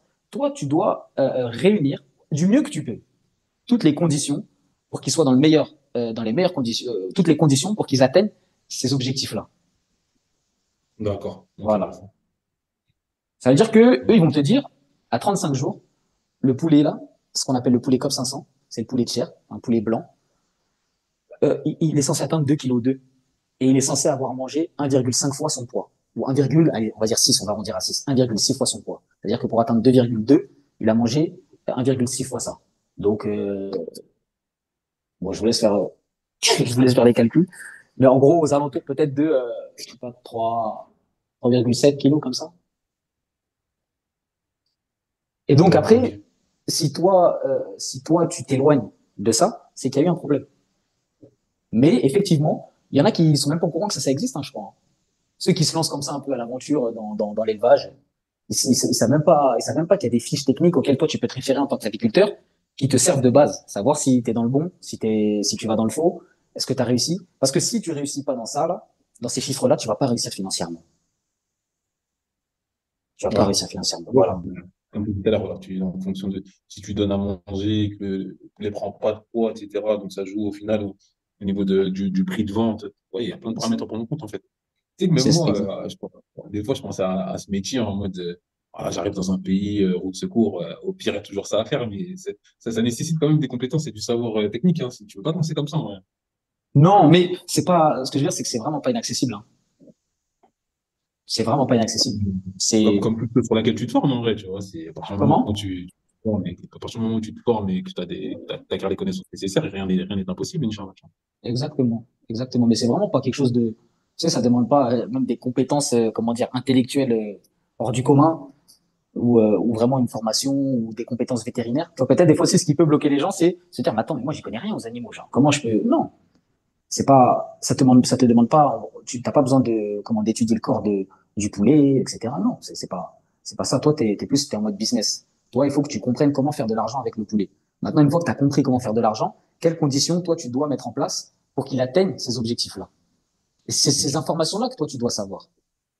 Après, en tant qu'entrepreneur, aussi, toi, tu es là, tu peux déléguer certaines choses. Toi, tu veux pas t'occuper du côté vétérinaire, etc., parce que ça te parle pas, ou t'as pas spécialement envie d'en connaître plus. Tu prends un vétérinaire, quelqu'un de confiance. Après, des fois, c'est ça qui est compliqué à trouver, qui est consciencieux, et tu lui délègues cette tâche, tu le payes, et puis voilà, tu vois. Hmm. Mais on m'a souvent dit que déléguer au Mali, c'est compliqué. Parce que je voulais te poser la question tout à l'heure en plus, parce que tu as dit que tu avais, nous a fait part du fait que tu avais un employé. Est-ce que, ben, comment tu as fait pour le recruter? Est-ce que t'as dû t'as dû lui poser certaines règles, ou bien c'est déjà un bosseur? Parce qu'on m'a souvent fait part de ce problème du fait de déléguer, du fait de trouver de bons collaborateurs, à Ouais, cause d'une mentalité qui est peut-être un peu trop, qui est pas trop, sur le travail, en fait. ouais, voilà. Bon, ça, c'est vrai, c'est une réalité. C'est une réalité, tu vois, que, comme tu as dit, euh, c'est encore une fois, comme on revenait au début, c'est deux mondes qui s'opposent. C'est-à-dire que nous, on a grandi avec cette mentalité. Presque ce qui va faire la valeur d'un homme, c'est est-ce que c'est un travailleur ou c'est pas un travailleur. C'est-à-dire que presque depuis qu'on est petit, on a été conditionné à ça. Tu vas être un travailleur. Tu vis pour travailler. C'est ce que le monde occidental il nous a mis dans un peu ce rouleau compresseur. Ta vie, c'est pour travailler. Alors que ici, là, c'est complètement l'inverse. Lui, il travaille juste pour vivre. C'est-à-dire que des fois, beaucoup de gens, ça va être comme ça. Si lui, il a assez d'argent pour aujourd'hui, il va plus lui parler. Il va même pas te vendre, ça se trouve. Il va fermer sa boutique, il va rentrer chez lui, et demain, ça sera un autre jour. Tu comprends? Des fois, Ouais, c'est le problème, ce qui se passe des fois dans la construction. Toi, tu es là, tu appelles le maçon, mais viens travailler. Mais le maçon, ça y est, il a assez d'argent pour peut-être un mois. Quand il aura besoin d'argent, il va revenir sur le chantier, tu vois. Ici, c'est comme ça. Beaucoup, c'est comme ça. Donc, il faut prendre ça en compte aussi. C'est que ils ont pas la même notion du travail que nous. Et en vrai, alhamdoulilah, ça fait du bien aussi, tu vois, de voir une autre manière de vivre. Et en vrai, cette conception qu'ils ont du travail se rapproche beaucoup plus des valeurs islamiques que la conception qu'on a en Occident, tu vois. C'est-à-dire que en islam, le travail, c'est pas une fin en soi, tu vois, que nous, presque en Occident, le travail, c'est devenu la fin en soi. Ta carrière, ton travail, l'argent, l'argent, l'argent. Ici, Hmm. c'est pas du tout pareil. Mais pour revenir à mon employé, bon, ça s'est fait, subhanallah, en fait, comment ça s'est fait? À l'approche de Tabaski, l'Eid al-Adha, les enfants, ici, ils ont pour habitude d'aller promener les moutons. Ils prennent les moutons des gens, ils les promènent. pour qu'ils aillent manger, pour qu'ils prennent du poids. Et les gens, ils leur donnent une petite pièce, tu vois. Et il y a un groupe d'enfants comme ça qui passe devant chez moi. Et ils me prennent pour un arabe. Et donc, ils me parlent en arabe, les petits. C'est les petits un petit qui était c'était des petits qui étaient dans une madrasa. Et ils me parlent en arabe. Et après, ils jouent au foot et on parle un peu, et ils prennent l'habitude, ils jouent au foot un peu devant la maison tous les jours. Tu vois, ils viennent avec leur mouton, ils attachent leur mouton et ils jouent au foot. Et ensuite vient quelqu'un qui me présente comme son grand frère. Et donc en fait, bon, il s'avère plutôt que c'est, si on rentre dans les détails, c'est plutôt un cousin, mais il me le présente comme son grand frère. Donc il s'appelle Daouda Silla. C'est lui qui travaille en question. Et donc, machallah, tu vois, franchement, dès le début, en fait, il était mouaddab, tu vois, il était très respectueux. Euh, j'ai vu que un très bon comportement, tu vois. Et en fait, au même moment, j'avais commencé la formation des poules. Et dans ma tête, directement, je me suis dit, lui là, il peut faire l'affaire, tu vois. Et donc, j'avais pris son numéro comme ça au cas où. J'ai demandé, je dis, mais tu travailles et tout. Il me dit, bon, non, des fois, de temps en temps, quand il y a du travail, je travaille. Quand il n'y a pas, je travaille pas. Je dis, ok, je dis, bah, prends. Et je peux prendre ton numéro. Si jamais je connais quelqu'un qui cherche pour travailler, je lui passerai. Sans lui parler, sans lui dire que c'était pour moi, tu vois. Et donc, le temps passe. Et, un jour, je vois, il vient toquer à ma porte. Et là, dans ma tête, directement, je dis, ah, ça y est, il va venir gratter de l'argent, il va me demander de l'argent, tu vois. Et en fait, pas du tout. Non, il me dit, ça va pas et tout. Je dis, ouais, il m'a dit, je suis juste passé comme ça pour te saluer et tout. Ah, j'ai dit, ok, et tout. Il me dit, ça va, la famille, tac, tac. Je dis, ouais, ça va, alhamdoulilah. Et plusieurs fois comme ça, il passe, tu vois. Et vraiment, vraiment, tu vois, il y avait vraiment aucune arrière-pensée de sa part. Il n'y avait pas l'intention, tu sais, de demander quelque chose. Et donc, après, les champs s'approchent. Je l'avais toujours en tête, mais vas-y, j'essayais toujours de trouver d'autres solutions, des gens qui avaient d'expérience, etc. Je trouve pas. Il y en a un, je le trouve, mais au final, dernière minute, il me dit non. Et après, je l'appelle. Et je dis, ça t'intéresse, j'ai ça, comme travail et tout ça. Le travail, ça consiste en ça, t'inquiète pas. Je vais t'expliquer comment ça se passe. Et, euh, et, euh, et voilà, tu vois, c'est la seule difficulté, c'est que c'est à 30 kilomètres de Bamako, il faut que tu dormes là-bas. Il me dit non, non, non, il n'y a pas de problème, moi je vais travailler et tout. Et donc, euh, et donc voilà, et après de fil en aiguille, ça s'est fait comme ça. C'est comme ça que je l'ai trouvé. Et après au début, hein, sans mentir, hein, je passais le plus clair de mes journées là-bas, tu vois. Je passais dans ma tête déjà, c'était hors D'accord. de question au début de déléguer, de déléguer. Dans le sens, c'est le début d'un business, tu ne peux pas te permettre de déléguer au début d'un business. Il y a des choses à mettre en place, il y a des choses à vérifier, il fallait le former aussi. Et donc, j'ai passé beaucoup de temps là-bas. J'ai passé beaucoup de temps là-bas. Et moi, je pense qu'une erreur aussi que beaucoup de gens font, beaucoup d'entrepreneurs, enfin, peut-être un peu plus propres aux locaux, parce que s'ils sont patrons, ils sont très méprisants envers les employés, tu vois. Et après, ils vont venir se plaindre de leurs employés. Tu donnes pas de respect à tes Mhm. employés et tu veux qu'ils travaillent bien. Et donc, bon, moi, je lui ai donné son respect, tu vois. Quand il y avait du travail à faire, j'ai travaillé avec lui. Euh, quand il y a eu la catastrophe d'inondation, bah, j'ai pas fait le patron, vas-y, tu nettoies tout et je reviens dans 2 heures. J'ai mis la main à la pâte avec lui, etc. Et après, alhamdoulilah, on a tissé de bons liens, tu vois. On a tissé de bons liens. C'est quelqu'un qui est religieux, tu vois, qui aime l'islam, qui aime les sciences. Machallah, depuis petit, il a étudié, il a fait que les madrasas, tu vois, les tahfiz, il a été étudié aussi, il a fait 8 ans à Touba. C'est un endroit là, machallah, c'est très réputé ici en Afrique de l'Ouest pour l'étude des sciences islamiques. Mhm. Et, euh, et donc, machallah, maintenant, je lui fais confiance, tu vois. Maintenant, je lui fais confiance. Des fois, je le laisse plusieurs jours sans aller là-bas. Il s'occupe de tout, il gère. Et alhamdoulilah, tu vois. Moi, j'ai pas spécialement rencontré de difficultés par rapport à ça. Maintenant, de là à lui déléguer, c'est-à-dire gérer le business, non. Mais, à l'heure actuelle, il est capable et je peux lui faire confiance sur le fait de remplir sa mission. Ça veut dire surveiller les poules, leur donner à manger, déceler quand il y a des maladies et s'il y a quelque chose qui le dépasse, de prévenir et voir comment ça se passe, tu vois. Ok. Ok, on va avec. On va avec. Ouais. Mais c'est vrai que Franchement, beaucoup vont se plaindre des travailleurs ici. Mais après, j'ai envie de te dire, des fois, la faute, elle est dans les deux camps, tu vois. La faute, elle est dans les deux camps. Quand tu méprises ton employé, tu le payes à moitié, tu lui parles mal, qu'est-ce que tu veux espérer de lui, tu vois? Il faut être cohérent. ouais, ouais, je vois. Bon. Non, ouais, non, surtout, c'est comme tu as cité au départ, moi j'entendais surtout qu'ils sont pas dans une vision sur le long terme, disons. Et c'est Ouais, vraiment un peu exactement. comme tu as dit. Voilà, lui, tant qu'il a son argent de la journée, de quoi acheter le thé, c'est bon, c'est carré. Voilà, il faut qu'il ait de quoi acheter le thé. Ça, c'est important. Ça, c'est un autre point important ici, le thé. C'est très important. Mais Ouais. voilà, c'est comme tu as dit, c'est ça. C'est d'autres mentalités. C'est-à-dire, des fois, c'est plus difficile d'avoir certaines exigences. C'est dur de trouver quelqu'un qui va comprendre tes exigences. Ils sont vraiment dans une vision court-termiste. Euh, ils se projettent très peu, en fait. Après, tu vois beaucoup aussi, quand tu mènes une vie qui est difficile, que tu es confronté à la réalité de la vie, ce qui fait que des fois, la mort d'un tel, etc., tu vois que tu comprends que ça va vite, tu vois. Ouais, des fois, pour eux, un an, c'est loin, tu vois. C'est loin. Donc, Mhm. si lui, il a un peu d'argent pour aujourd'hui, demain, et demain sera un autre jour, tu vois. Après, c'est lié c'est un tout, je pense, hein. C'est un tout dans le sens, ils sont pas sous un modèle en termes de logement, c'est pas forcément des loyers qu'ils payent, je pense que c'est peut-être la maison familiale, il n'y a pas Ouais, cette exactement. pression, Exactement, c'est ça. etc. Donc, C'est pas, ce qui fait ici, que, tu vois, vraiment, moi, les choses que j'apprécie beaucoup ici, au Mali, c'est, tu sais, moi, il y a quelque chose qui était oppressant pour moi en France, c'était la société de consommation. Tu vois. Et en fait, c'est une société de consommation que, en vrai, tu retrouves dans la majorité des pays musulmans à l'heure actuelle, malheureusement. Et alhamdoulilah, Mhm. ici quand même, c'est pas trop le cas. Ici, on va dire, tu es plutôt dans une économie de subsistance. Et donc, t'as pas, tu vois, tu sens pas ce côté capitaliste qui te pousse toujours à la dunya, tu vois, courir après la dunya, à consommer, Ok. consommer, consommer. Et moi, c'était quelque chose Ok. là qui m'oppressait, hein, tu vois, en France. Et alhamdoulilah, ici, Mhm. c'est pas le cas. Donc forcément, quand c'est pas le cas, les gens, ils ont pas les mêmes exigences en termes d'argent, ils ont pas les mêmes ambitions de consommer, d'aller au restaurant, d'acheter ci, de changer de vêtements, les chaussures, etc. Ouais, Il y a ouais. pas tout ça. Donc ils ont beaucoup moins de besoins en vrai. Et donc ils ont moins de besoins, ils ont moins d'argent, et donc ils ont moins besoin de travailler. Ouais, Sans compter que la vie est moins chère, la plupart, ils ont pas de loyer. Donc t'additionnes tout ça, c'est ouais, la personne se contente vraiment, vraiment de très peu. Et bon, c'est vrai que nous, de prime abord, on vient, ça nous choque, mais eux, ils vivent très bien comme ça, ils sont très heureux comme ça, en fait. Tu vois. En fait, exactement. tu sais, sans vouloir philosopher, ça remet en question de la vision du bonheur, tu vois. Nous, il nous Ah, faut de l'argent, exactement. de l'argent, de l'argent, de l'argent. Lui, il a rien, il est en paix, frère. Il est en paix totale. Tu vois. Moi ici, c'est ça, Lui, là, ça il m'a est. vraiment, vraiment ici, le Mali, ça m'a beaucoup éduqué par rapport à ça. Tu vois, nous, Mhm. cette facilité qu'on a à se plaindre.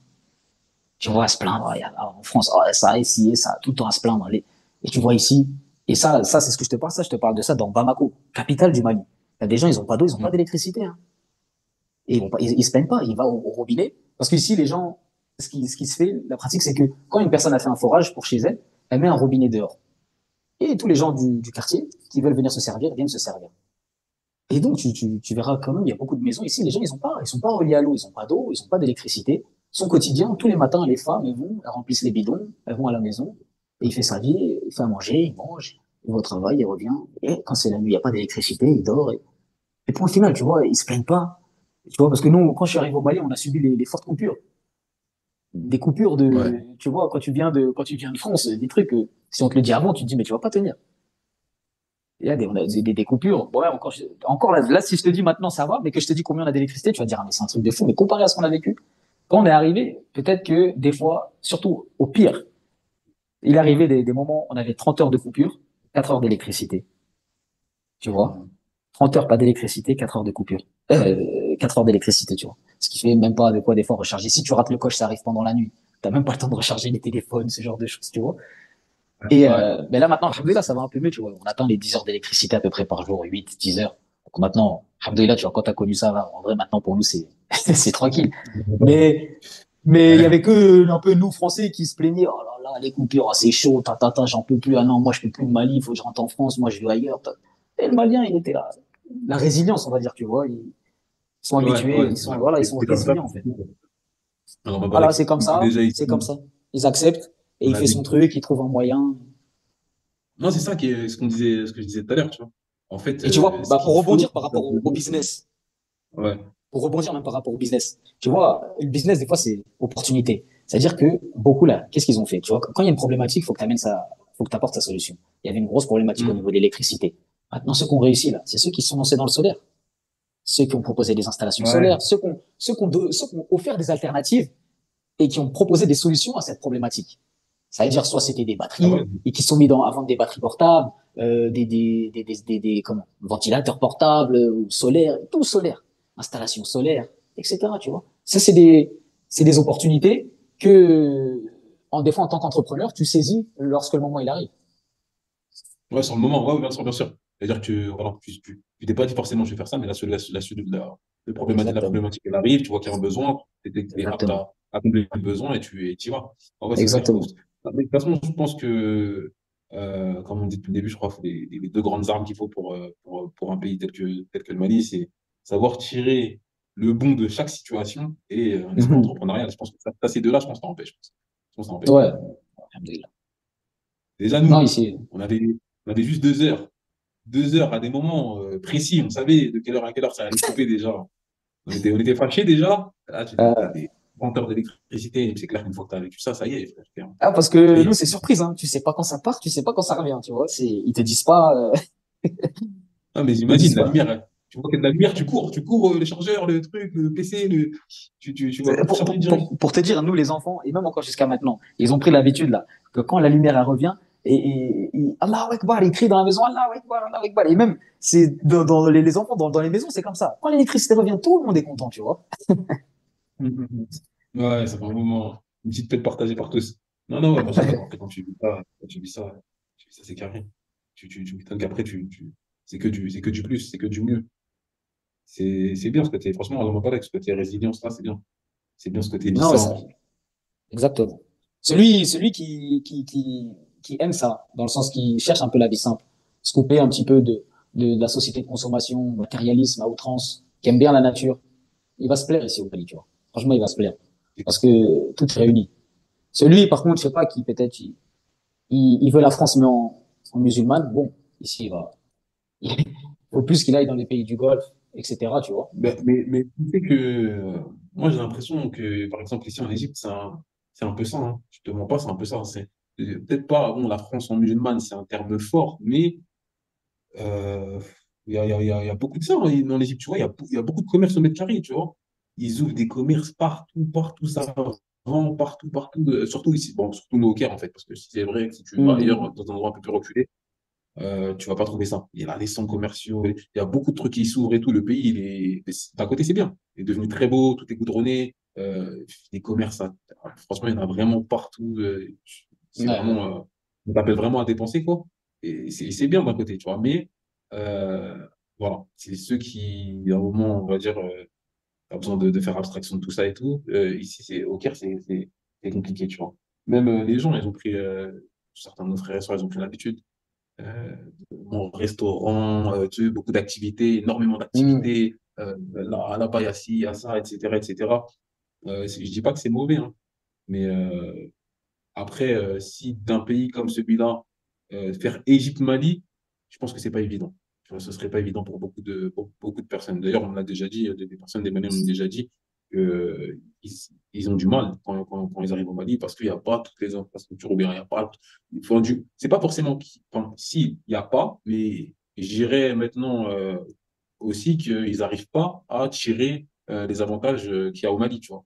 Comme tu dis, le fait d'être en paix, le fait de se ressourcer, le fait de profiter de la nature, ces choses-là, voilà, c'est des bénéfices dont peut-être en étant beaucoup en Égypte, on n'arrive plus à tirer profit, tu vois.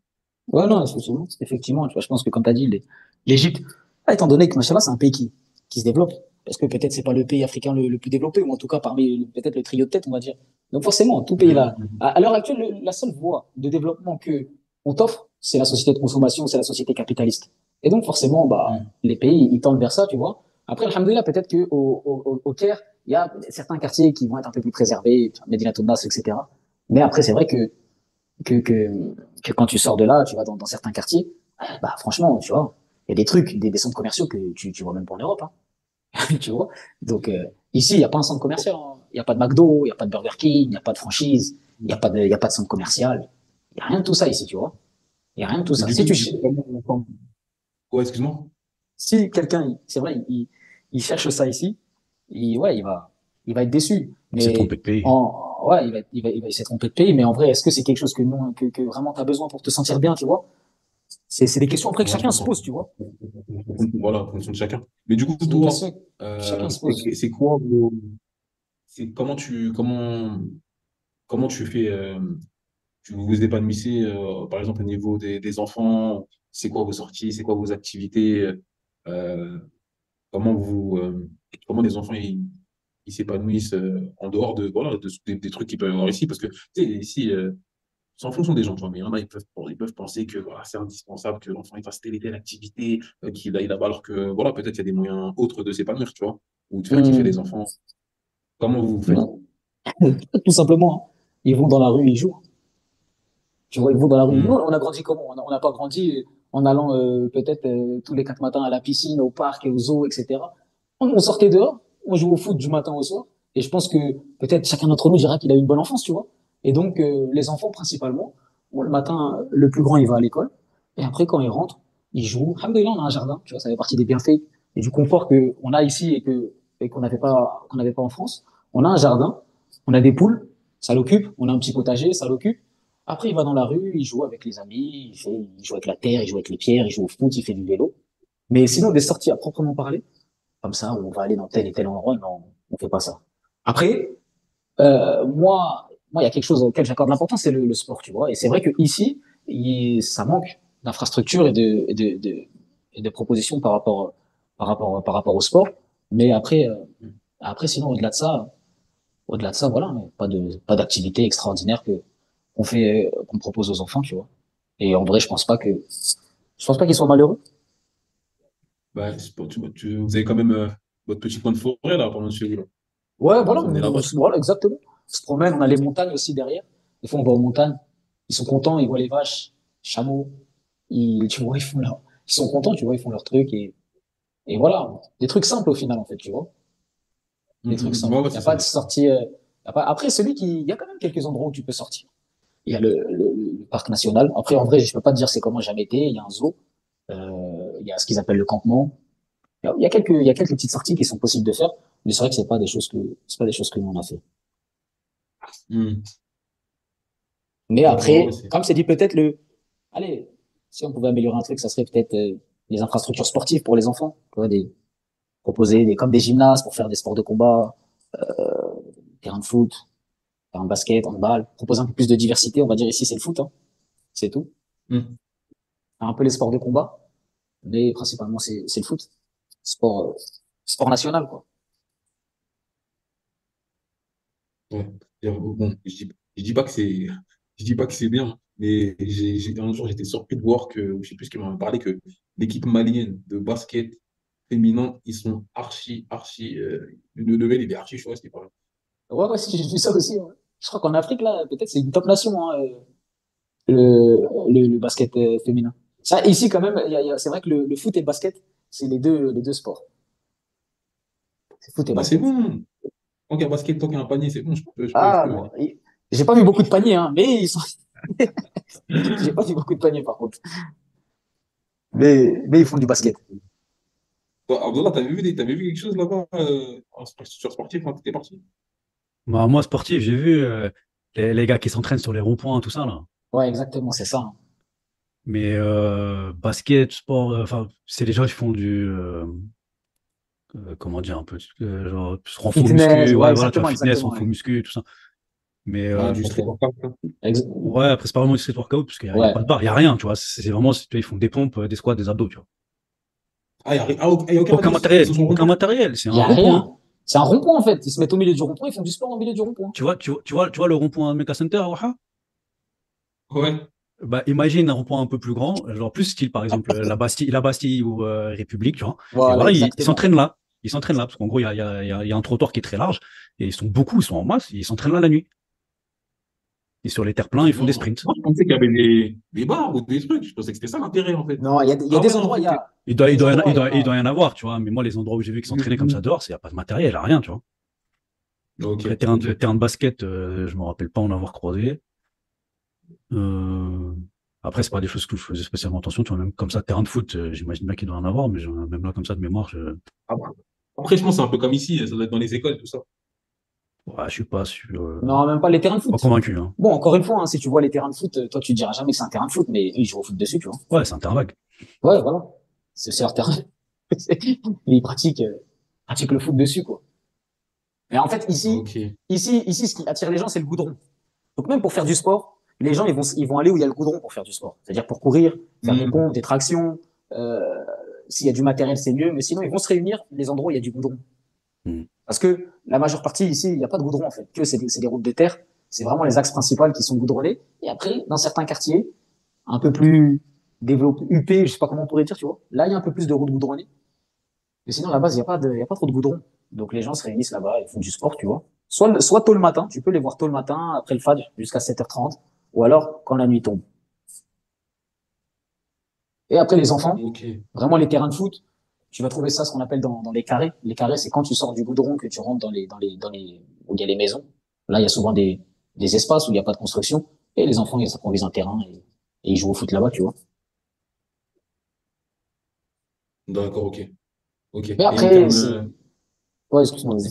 en termes d'éducation, l'école pour les enfants, ça a été simple à trouver, ça a été, comment ça se passe? Donc, on m'a dit qu'il y a pas mal de choses qui se développent là-bas, mais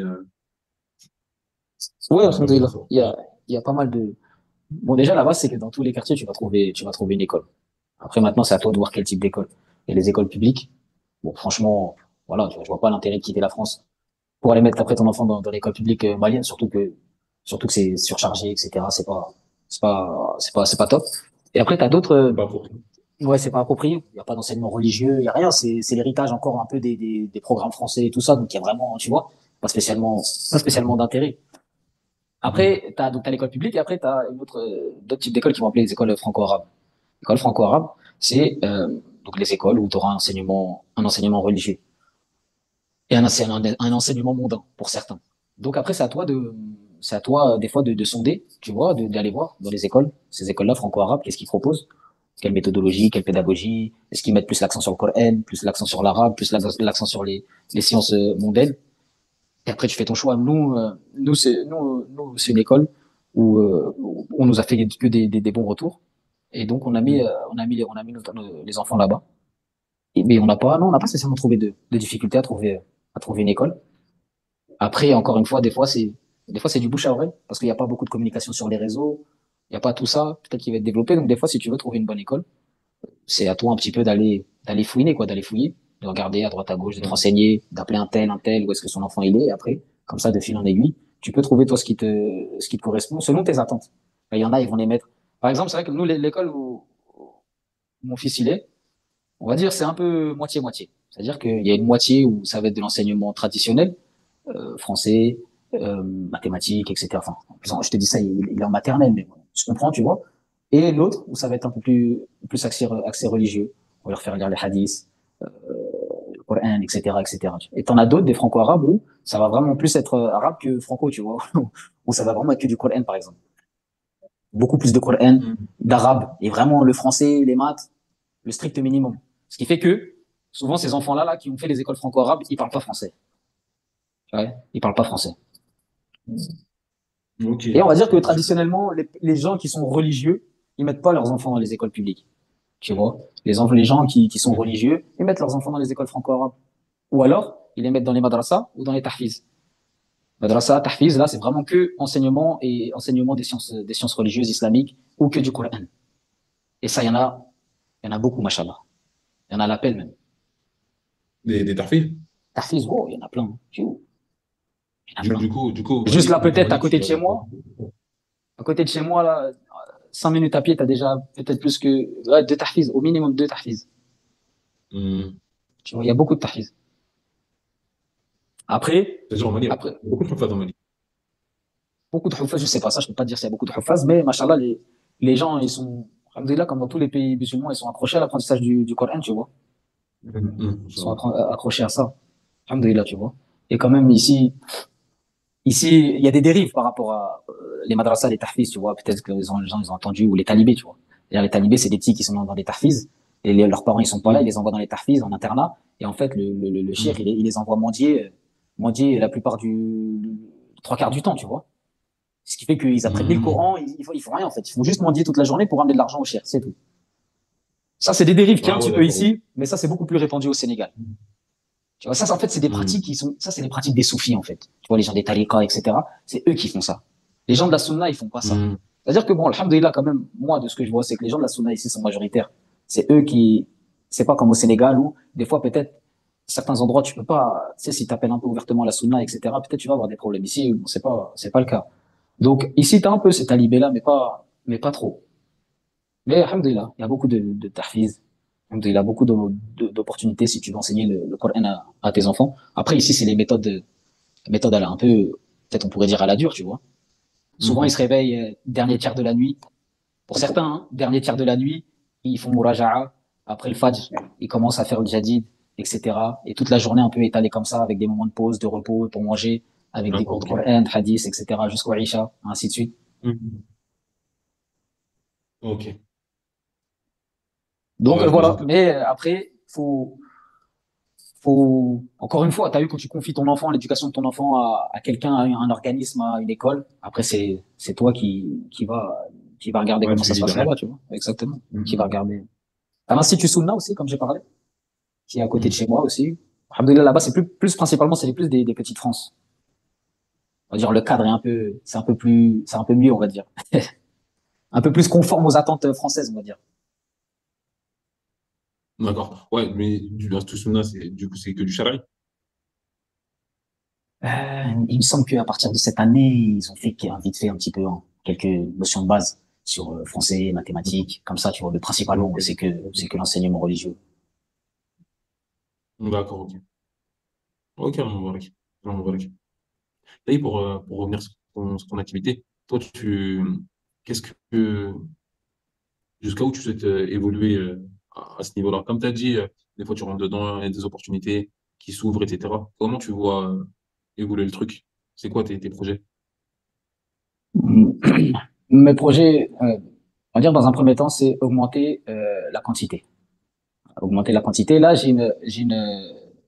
comment, une barrière, c'est le poulailler. Il faut que je trouve un poulailler plus grand, plus conséquent pour augmenter la quantité de poulets que je pourrais produire. Parce que forcément, Hmm. plus tu fais du nombre, plus tu fais du bénéfice. Donc, on va dire ça. Euh, Ça, c'est l'objectif, on va dire, à court terme.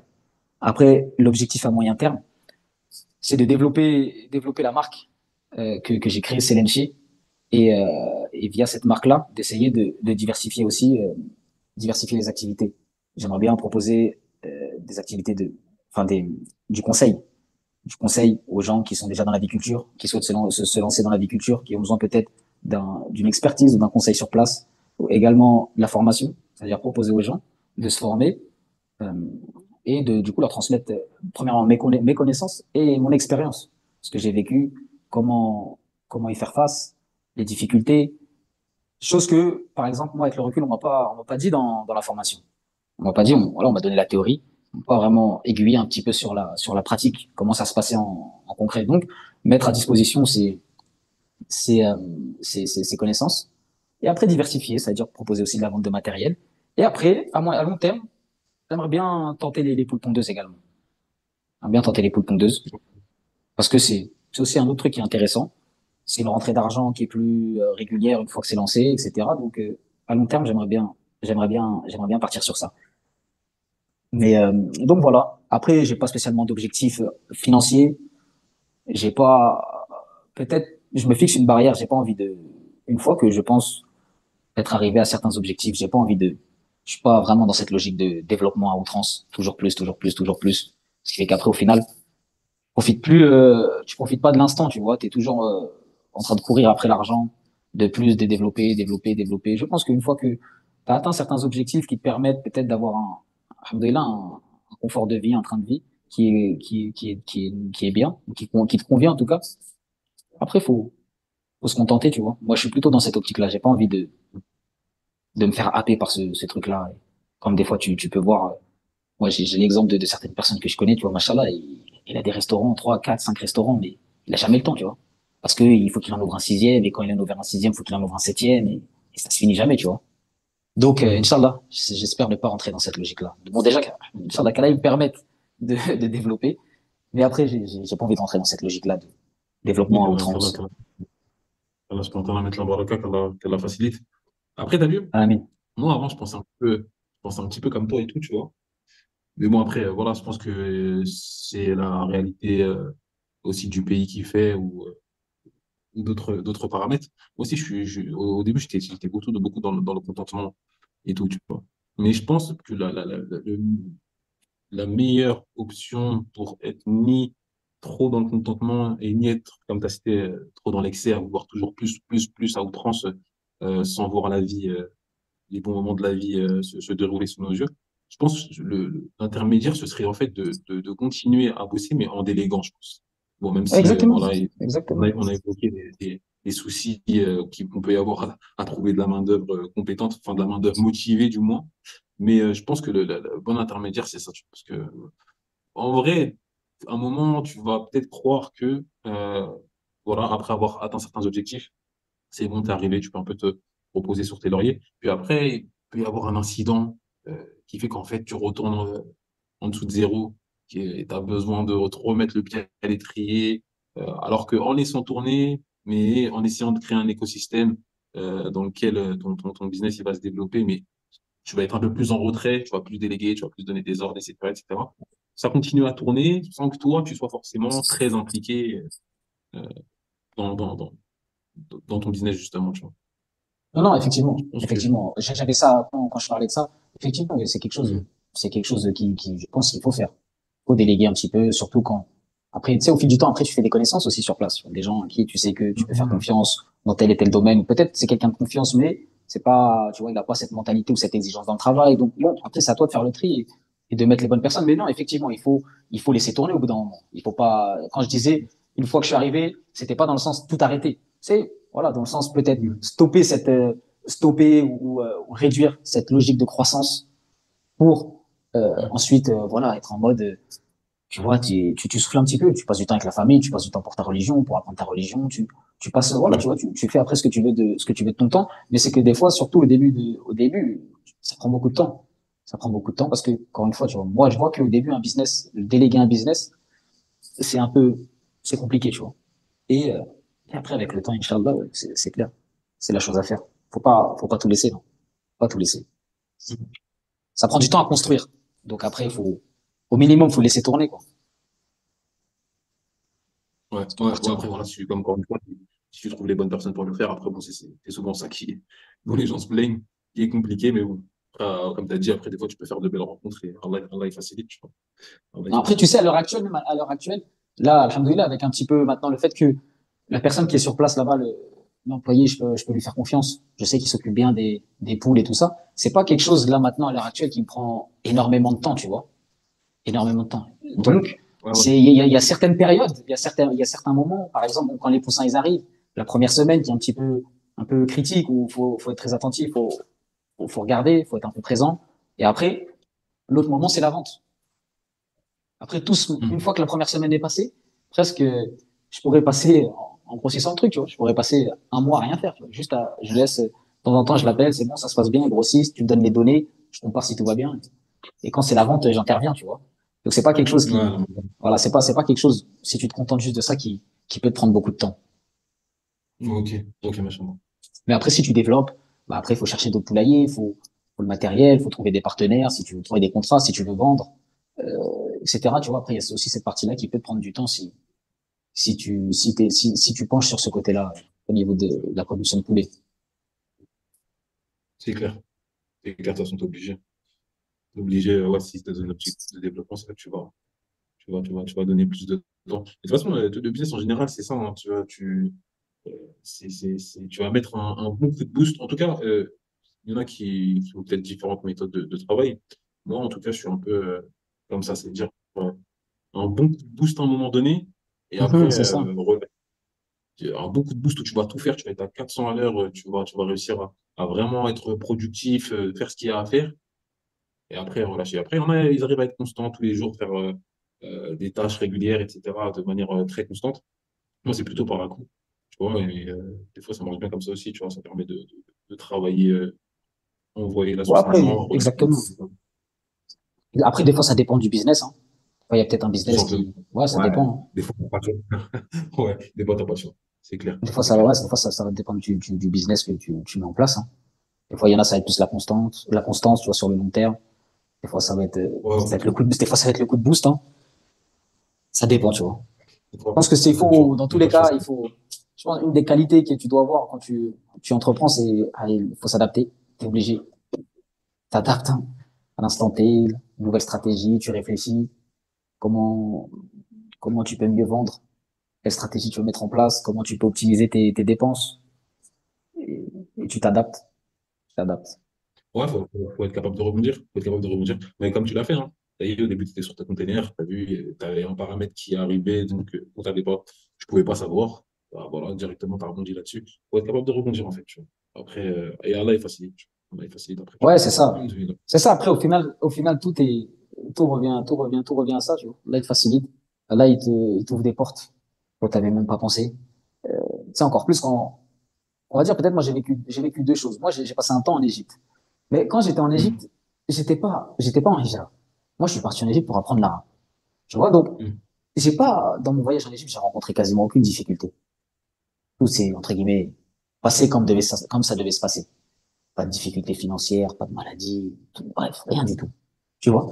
Et bon, après, par contre, quand tu mets l'intention, tu pars en Hijra, tu laisses tout, là, c'est là que les épreuves viennent, tu vois. C'est là que les épreuves vraiment sont venues au Mali, tu vois. J'ai vécu bon, des choses que je pouvais pas, tu vois, penser que ça allait arriver.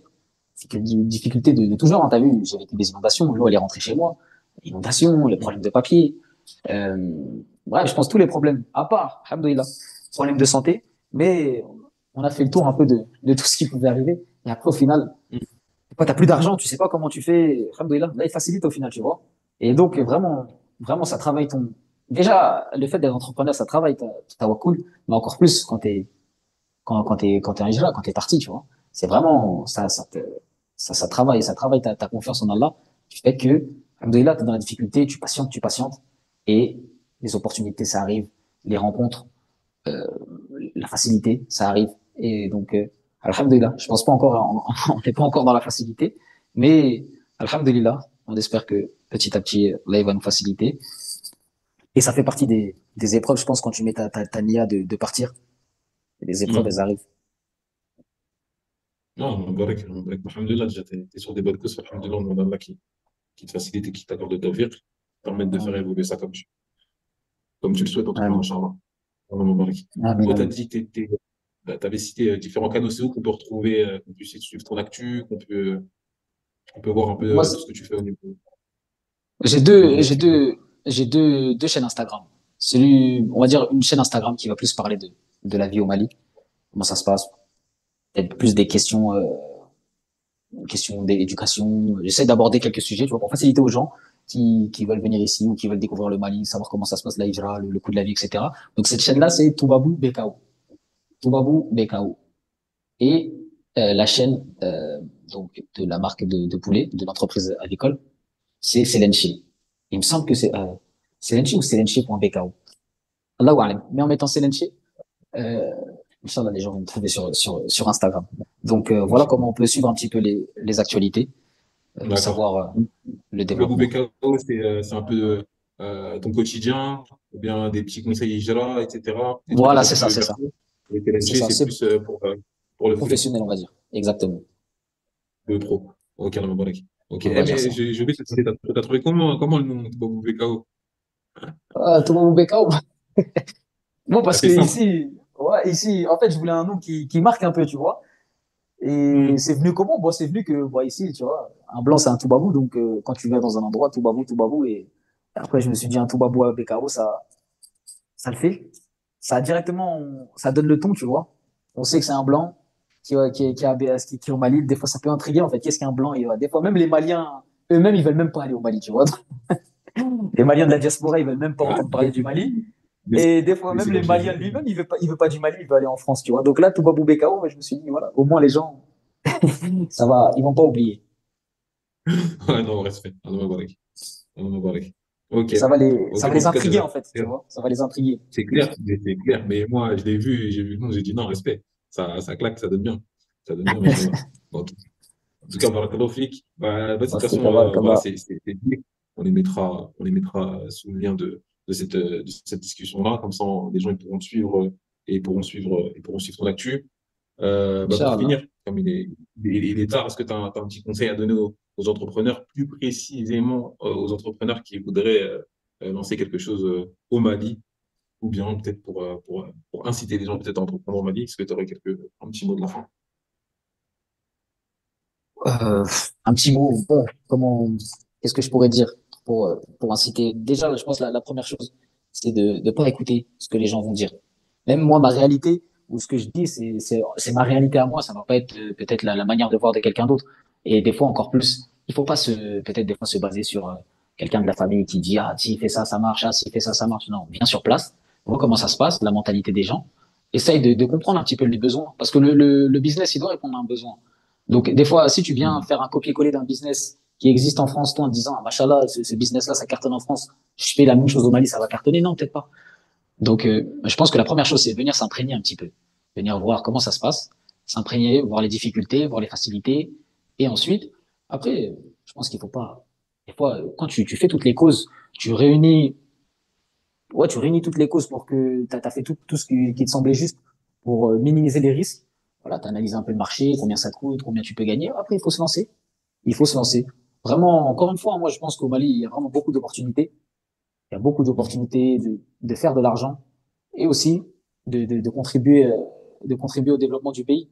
C'est-à-dire d'amener ça, pas encore une fois être seulement un consommateur, mais amener sa pierre à l'édifice, sa modeste pierre, et, et voilà, donner du travail aux gens. Et puis je pense que c'est déjà bien. Donc Je suis c'est pour ça, d'accord. c'est pour ça qu'on vous attend. Toi et Abdallah, on vous attend au Mali. Ouais, ouais. Sois pas trop Voilà. pressé, hein. Ah, non, moi, je sais que là, faut pas être trop pressé, mais c'est Abdelrahman, là, on attend qu'il Quand, ferme, là. quand il y aura des routes, peut-être je réfléchirai. Euh, non, franchement, elle est bien comme ça, elle est bien comme ça. Lui, lui, ça lui va comme ça. C'est pas la peine de les routes, le goudron, lui, c'est laisse-la courir, lui, Ouais, mais moi, laisse t'es carrer. là, tu regardes, tu lèves la tête au ciel, tu dis, ah, faut rentrer chez moi, sinon je peux pas rentrer dans 5 minutes. Non. Non, parce que tu Comment sais, ça? franchement, des fois, le Parce que développement, là, ça dès que tu amène vois les trop nuages arriver, tu d'investissements. sais, il faut rentrer chez toi, sinon après c'est chaud. Non, mais ça, Ah c'est ouais, qu'en ok. saison des pluies, ça. Ouais, mais bon, ça fait partie de la vie au Mali, quoi. Ouais. Bon, ça, c'est pas inhérent au développement, enfin, au manque de développement du pays, ça, c'est, Bah, c'est si, le climat. mais avec plus de routes ou de meilleures routes, t'as pas de Ah. problème de circuler quand il pleut. Non, ouais, ça, c'est vrai, ça, c'est vrai. Mais tu sais, Ouais. moi, des fois, pourquoi Non, j'ai envie de te dire, j'ai même pas des fois, le problème quand un pays se développe, il y a toujours les perversités qui viennent avec, tu vois. Et alhamdoulilah, le Mali, mhm. quand même, si on compare à d'autres pays d'Afrique de l'Ouest, je pense que peut-être c'est un des plus préservés, tu vois. Donc, le Mhm. problème, c'est ça. Quand le développement, il vient, là, ça ramène jamais, malheureusement, là, ça ramène pas trop des bonnes choses, tu vois. En termes de développement, c'est bien, hein. Mais après, tu vois, c'est pas ça qu'on cherche au final. Ouais, mais Mhm. bon, Je vois. l'électricité, ça passe bien quand même. Moi, tu prends des panneaux. Tout le monde a des panneaux, c'est même pas cher maintenant. Ça a baissé. Ouais. Mhm. T'inquiète, Je j'ai des vois. solutions Non, pour t'inquiète, toi. t'inquiète. J'ai des solutions. Il faut- Non, on va venir, on va venir, on va venir, on va venir, Inch'Allah. Ok, non, en tout cas, Jazakallah khair. Ouais, Profite pour le temps que tu nous as ouais, accordé. ouais, fika barakallah. Et Avec grand plaisir. Allah, il nous flamme pas dans tes projets. Amin. On viendra égorger le poulet nous-mêmes, Inch'Allah. Voilà, vas-y. Non, si vous venez, ça va être un poulet. On va prendre un mouton au minimum, hein. On va fêter ça quand même. Jazakallah khair. En tout Ouais, cas, qu'Allah se contente avec les gens. Et amin, bah, amin. vas-y, comme on a dit, on mettra les contacts en dessous de la vidéo. Puis on se dit à très vite, Inch'Allah. Inch'Allah, avec plaisir. Qu'Allah vous préserve. Barakallahu fikum. Amin. Vas-y, salam alaikum. Wa alaikum salam wa rahmatullahi wa barakatuh.